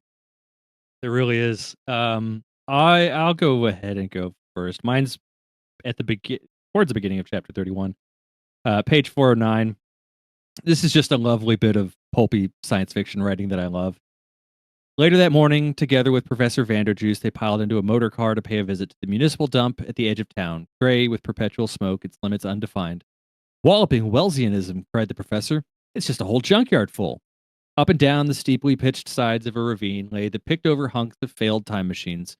Chronoclipses, Asimov transeculars, Tempomorph Q98s, broken, defective, scorched by catastrophic flares of misrouted energy, corroded often beyond recognition by unintended immersion in the terrible flow over which they had been designed and built, so hopefully prevail. A strewn field of conjecture, superstition, blind faith, and bad engineering, expressed in sheet aluminum, vulcanite, Husler's alloy, bonzoline electrum, lignum vitae, platinoid, magnesium, and Pakvong silver, much of it stripped away by scavengers over the years. Where was the safe harbor and time their pilots might have found, so allowing their craft to avoid such ignominious fates? I mean, it's just pretty sci-fi writing, and I love it. Mine is going to be 424, where I'm getting that from. But that was the beginning of a certain release from longing, as if they had been living in a remote valley far away from any highways. One day noticed that just beyond one of the ridge lines all this time there'd been a road, and down this road as they watched came a wagon, then a couple of riders, then a coach, and another wagon, in daylight which slowly lost its stark isotrope and was flowed into by clouds and chimney smoke and even episodes of weather, until presently there was a steady stream of traffic, audible day and night, with folks beginning to venture over into their valley to visit, and offering rides to towns nearby the boys hadn't even known existed. And next thing anybody knew, they were on the move again, in a world scarcely different from the one they'd left. And one day, at the edge of one of those towns, sky ready, bright work gleaming, newly painted and refitted and around the corner of a gigantic hangar, waiting for them, as if they'd never been away. There was their ship, the good old Inconvenient.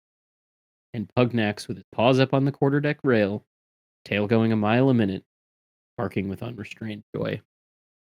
It's really great. I mean, it's not only like a transitory paragraph to lead you out of the hallucination and back into sort of reality, so to speak, but he uses this very similar motif to the Warrior Path segment of Mason and Dixon, where he kind of, in a couple of sentences, tells like a story of the industrialization of like the highway system, which is an inherently anachronistic thing for the era the Chums of Chance are in. And that feels important to me. The fact that he does that, I don't know why he does it. I'm not sure what the importance of that anachronism there is, but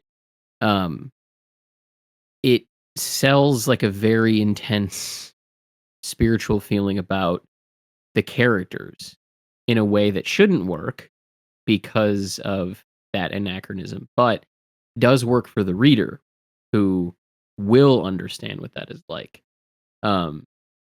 It's just an excellent piece of prose. And then just to have that sort of end with Pugnax there, excited to see them again, is just wonderful. I almost chose that as my quote. It's wonderful. So I was tempted to literally just pick a random section, because I think I could have might could have, but I don't know. Feels like a waste. There are some pearls among the piles of jewels in this chapter. These last two chapters, really. Just the second was a little bit more poetic, at least to my ear. So I'm gonna go with partway down 421, the very long paragraph. Earlier that day, Alonso had paid his weekly visit to the old man. Out the window breathed a spring afternoon, a sunny verdigris campus, dipping away to a windbreak of Lombardy poplars all at a distance in a green mist of budding, while before the window frame bobbed the kindly seamed face of the commandant, with its closely maintained white mustache and gold teeth which flashed when he smiled, to appearance the slow and amiable smile of the drug habitué, but in fact an all but nihilistic dismissal of whatever the world might present him, opiatedly explaining meanwhile to the young informant, as he had dozens of times previous, everything, chromatic harp safety, and the particular need to keep those nasal hairs trimmed, lest one or two be caught between cover and plate and get pulled out, which beyond the pain and humiliation carried as well the risk of brain infection. And where and when the unit slept, and who stood on the different kinds of watches, such as pitch integrity guard, protecting through the hours of darkness the famous D-flat reverberating harmonica from the phantom filer, known to sneak in with a full set of professional harmonica reed files to alter notes and create difficulties for soloists upon the instrument, obliging them at times to shift over to sucking the tonic chords and blowing the subdominant ones, producing a vaguely negroid sound, though the intruder must take care to avoid as well the provisional anti-urination watch, set up against late-night visits to the latrine, indeed peculiar goings-on in there having been recently reported. Out the window behind the commandant on the activity fields could now and then be made out elements of the harmonica band engaged in physical education, though not the usual rugby union or lacrosse. No, it was rather some horrible non-regulation combat inside 10 meters, as the musicians, tiny figures in red sweatshirts bearing the golden crest of the academy, attempted to strangle, or if suitable rocks happened to be to hand, beat each other apparently into unconsciousness, if not further. Bodies had begun actually to fall, and screams delayed by distance to float at last up from the green fields and through the commandant's window to accompany his long recitation, punctuated with tuneful quotations on his personal gold-plated Ige Mundharfwerke little giant, from behind a desktop chaotically littered with books, papers, and embarrassingly outright refuse, such as orange peels, peach pits, and cigar stubs, drifted in places to depth of 2 feet and more, somewhat repelling meatmen, who had after all only come here to rat on his classmates, who would soon, bearing their playing field casualties, come marching back between the magnolia trees to the sprightly Offenbach air, halls of Montezuma, the tranquil old man with syrup's slow ease, continuing his digression, fading through the afternoon into obsessively detailed allegations of odd latrine behavior, evoking in short flashes white porcelain fittings voluptuous of form, not necessarily toilets, though in some way vehicles for the mysterious but as yet unspecified peculiar goings-on, presently allowing the whole picture to be viewed, a rapid swoop down between the ranks of white fixtures, blurring moistly violet at the edges, into the latrine itself, into dark proximities including unavoidably corruption and death, the rows of mirrors facing each other through a haze of secular use, the breath, atomized dentifrice and shaving preparations, a sense of tap water vapor bearing traces of local minerals, each set of images chaining away for uncounted leagues, everything reflected, headed for the point at infinity along a great slow curve. It's Pynchon lapsing into that epic poetic mode that he can really dance around in without coming off as like simply performative. Because I think if you really wanted to map it out, you could pin that down to a classical meter. But it's also just kind of awesome. Yeah. In the ways it deviates. My quote is from 404. So the chamber shook as in a hurricane. Ozone permeated its interior like the musk attending some mating dance of automata. and the boys found themselves more and more disoriented. Soon, even the cylindrical confines they had entered seemed to have fallen away, leaving them in a space unbounded in all directions. There became audible a continuous roar as of the ocean, but it was not the ocean, and soon cries as of beasts in open country, ferally purring stridencies passing overhead, sometimes too close for the lads to be altogether comfortable with, but they were not beasts. Everywhere arose the smell of excrement and dead tissue. I don't have too much to say. I just really like that paragraph. I think it's evocative. It's fun to picture. Oh I yeah. think the pension wiki I think links it to World War II and like B-2 rockets and missiles and stuff like that, which I do think is possibly in there. I'm not sure how else I would interpret it, but I do think that there are other possible interpretations, which I like, that it's kind of more open-ended and stuff. Agreed. Is this going to be the first time ever that we all have the same most pinch on part of the chapter? No, I don't think so. I'm pretty sure we've had some other chapters where we've had that occur, but I think it's safe to say we probably all do. I'm not sure I want to agree to this. Uh-oh. Gamble. Ooh. What's your most pinch on part of the chapter? How could you call me on that? You caught me. You caught Well, me. guess what? I'm doing it right now. How Will. dare happened? you? How dare you? To be honest, I would probably give it to like just the sheer density of jokes about like deeply unrelated things, like especially in the marching band section. Pretty much every sentence could be read as like at least in some way meaningfully commenting on some other theme that actually has nothing to do with these big themes that we've mostly been talking about in this episode. So that's mine, is just the insane amount of weird puns that, if you want to take them all seriously, will just drive you insane. Is that it? Is that the thing? Was I a fool? No. Good. My most mentioned part, besides Smegmo, I guess. Fair point. Yeah, is I just changed my mind. Luke is right. it's just time travel. Yeah. I like kind of tracing Pynchon's use of science fiction tropes throughout his books. It's one of my little pet hobbies as we've gone through them. And yeah, it's just a very Pynchon thing to do, to write a book about the lead up to World War II or World War I, and include a bunch of random, kind of seemingly random, maybe not random, but just a bunch of time travel. It's a very, very him thing to do. Mine would be the whole detour of the Chums of Chance being stuck in the university. Yeah, mine would be it's that and the kind of the lead up to that. The kind of like pretty much the back half of chapter 31. Essentially the entirety of 31 after almost the entirety of 31. Yeah. We'll go ahead and say that because why not? It's true. No, if I'm being completely honest, that little knot in the middle of the academy section is totally what I would have said in the first place if I hadn't been challenged to diverge. Someone has to keep you honest. Mm-hmm. Apparently. Well, that brings us to some correspondence that we have received.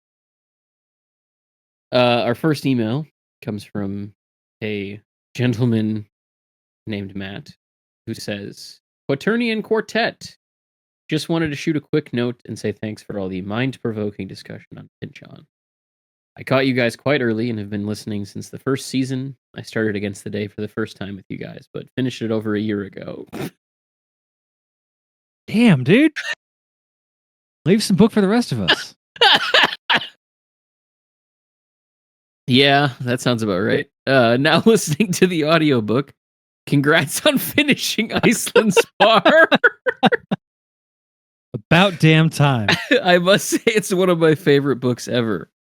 I'm also excited about the Infinite Jest show. I came to Pinchon through Wallace. I went about 2 decades of my life without reading much fiction. In 2020, I picked up Infinite Jest, and it saved my reading life. Have any of you read the Nausgald books? Way back during Mason and Dixon, you mentioned William T. Vollmann and the Ice Shirt, I believe. I highly recommend Fathers and Crows and the Dying Grass. His research and imagination are incredible. He did not write that in it. I don't know why I did that. You can just feel it. Yeah, just you gotta sometimes you're just taken over by a spirit of some description. I have not read any of the Nausgald books. I will probably read at least one of them at some point. I've heard a couple of the volumes of My Struggle are worth the time, but that maybe the entirety of it isn't. His newest book, The School of Night, sounds interesting. I think didn't Johan mention he had read the most of, if not all of, the My Struggle series? Yes, he did. Okay, thought so. Which would make sense. Yeah. But yeah, his new book. Huh? Why would you say that? Huh? why would that make sense? What are you saying? You saying all Norwegians know each other? No, but they are peers of a certain kind. Yeah, sure. Just like you've got to keep me honest in my contrarianism. Yeah, someone's got to keep an eye on the racism over here.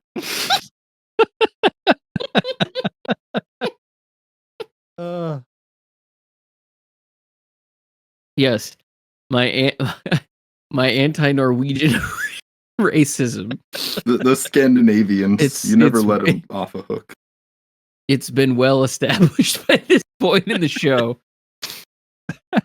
Oh my god. I hope you know that when you said you have to keep an eye on the racism, I was literally drinking, and I have now sprayed sugar-free Red Bull all over myself. Why aren't we doing this as a video show? This is what we need.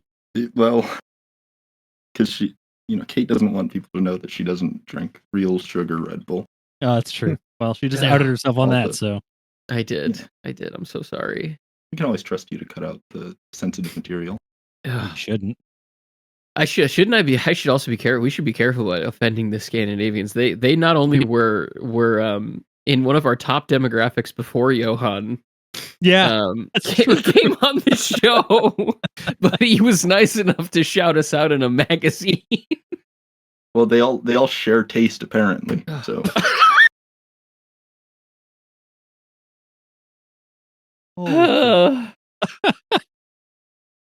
Does anyone else want to answer Matt's questions? I can say that I have read The Ice Shirt and Fathers and Crows, and I finished The Rifles last month. Fathers and Crows is among the best books I've read, period. I mean, that book was absolutely incredible. The Rifles was very good. Ice Shirt was very good. I am very excited to start The Dying Grass, although I have enough 1,000+ page books on my plate as it is. So I'm going to hold off on that one for a little while. Hey, you want to read that one together too, since we're already going to read do it. The Tunnel and finish it? Why not? Oh Christ! I regrettably have not read any Vollmann. Just to answer your last point. He's been on my list for a while. I should be reading Table for Fortune right now. But it got delayed. Oh, that's right. Yeah. Yeah. Missed that news. Yeah, it went from like March 2nd to June 19th, I think. I think so. Yeah, it's like mid-June. Okay. Yeah. So yeah, I should be reading Table for Fortune right now, but yeah. Anyway, someone else answer these questions.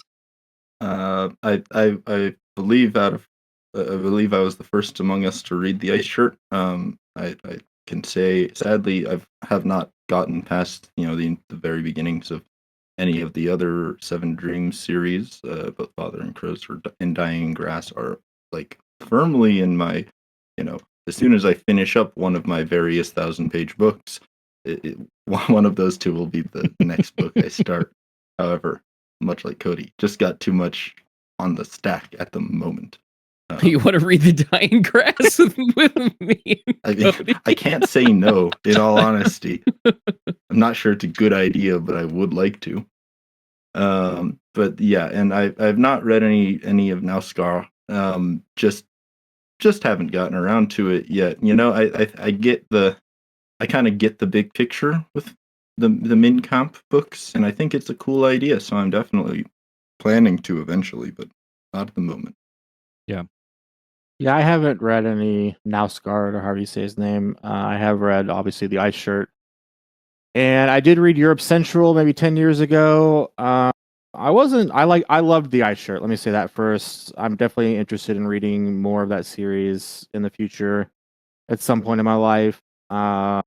Europe Central, I think, was kind of overhyped for me. I didn't enjoy it quite as much as I thought I would. I think I was going into it expecting more of a Gravity's Rainbow type experience, and it ended up being a lot more kind of straight literary fiction and a lot more conventional than I thought it was going to be, given Vollmann's reputation.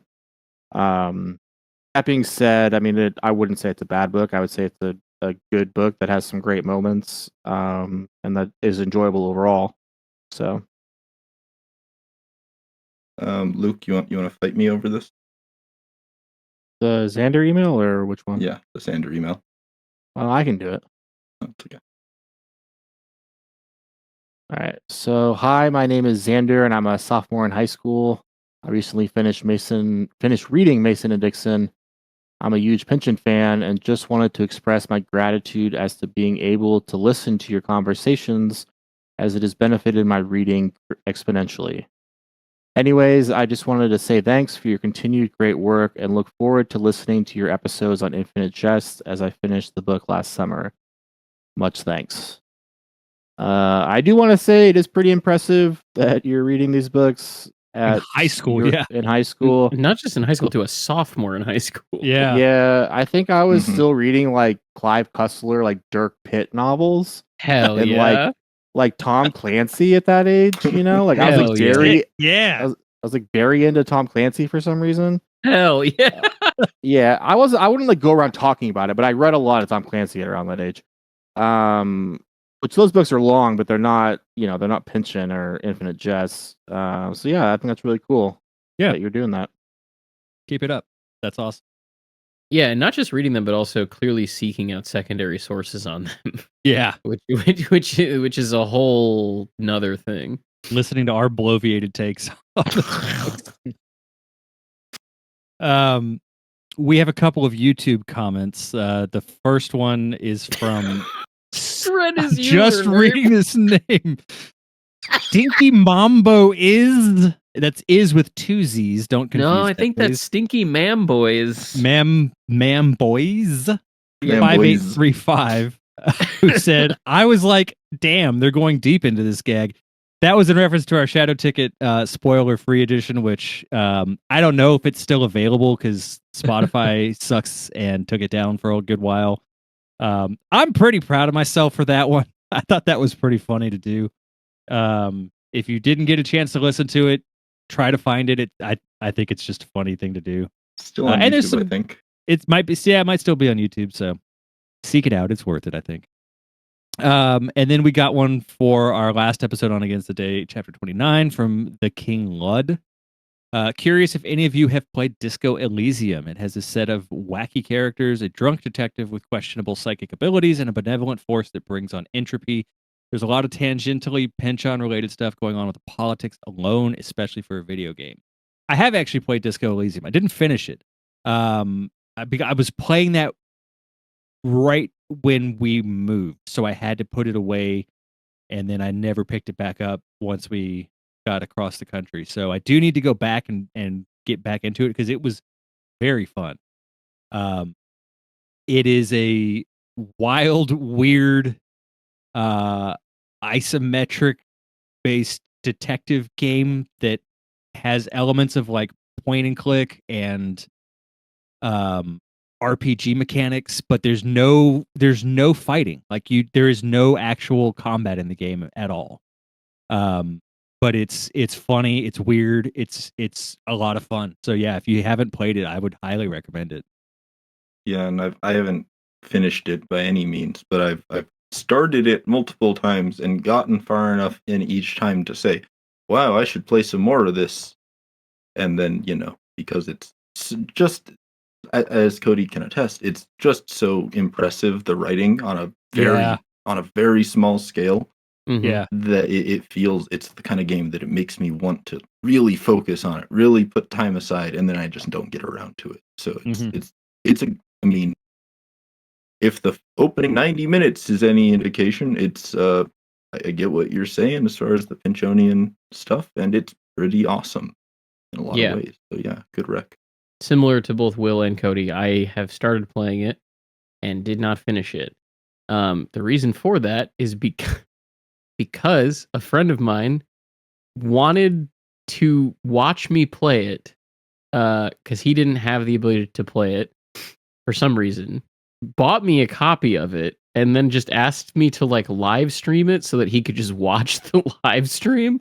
And I was trying to do this all on like a hand-me-down computer from my mom. And having that many things open at once just like bricked my computer.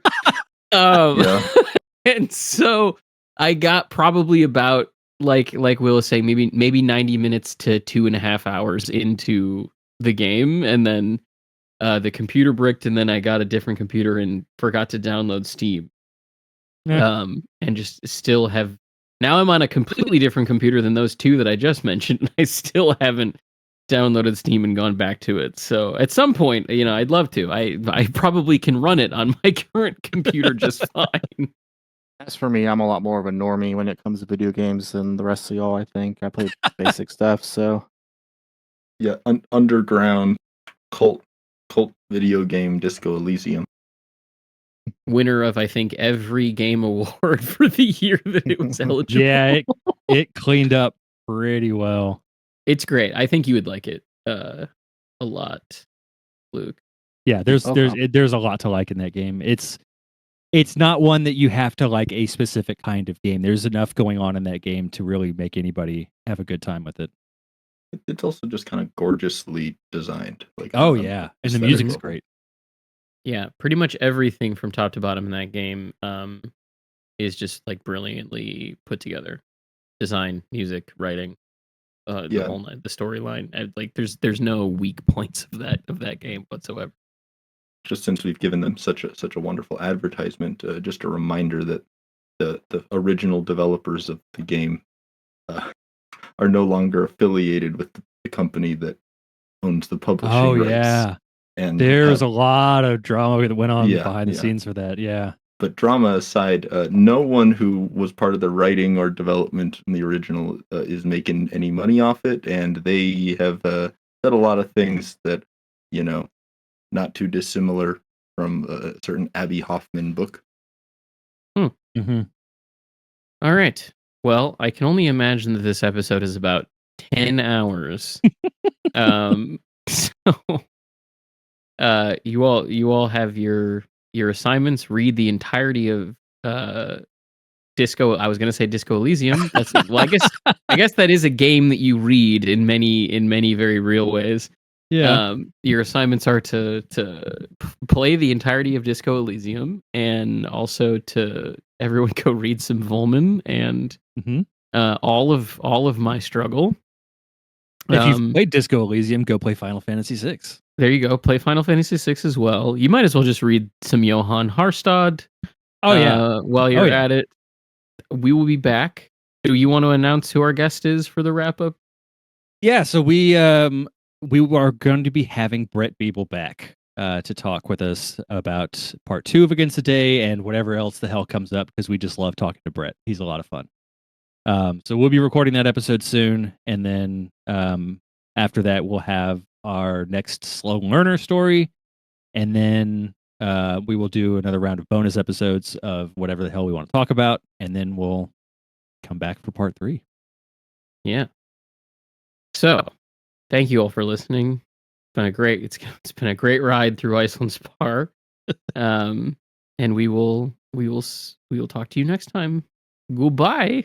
Bye. Bye. Yeah.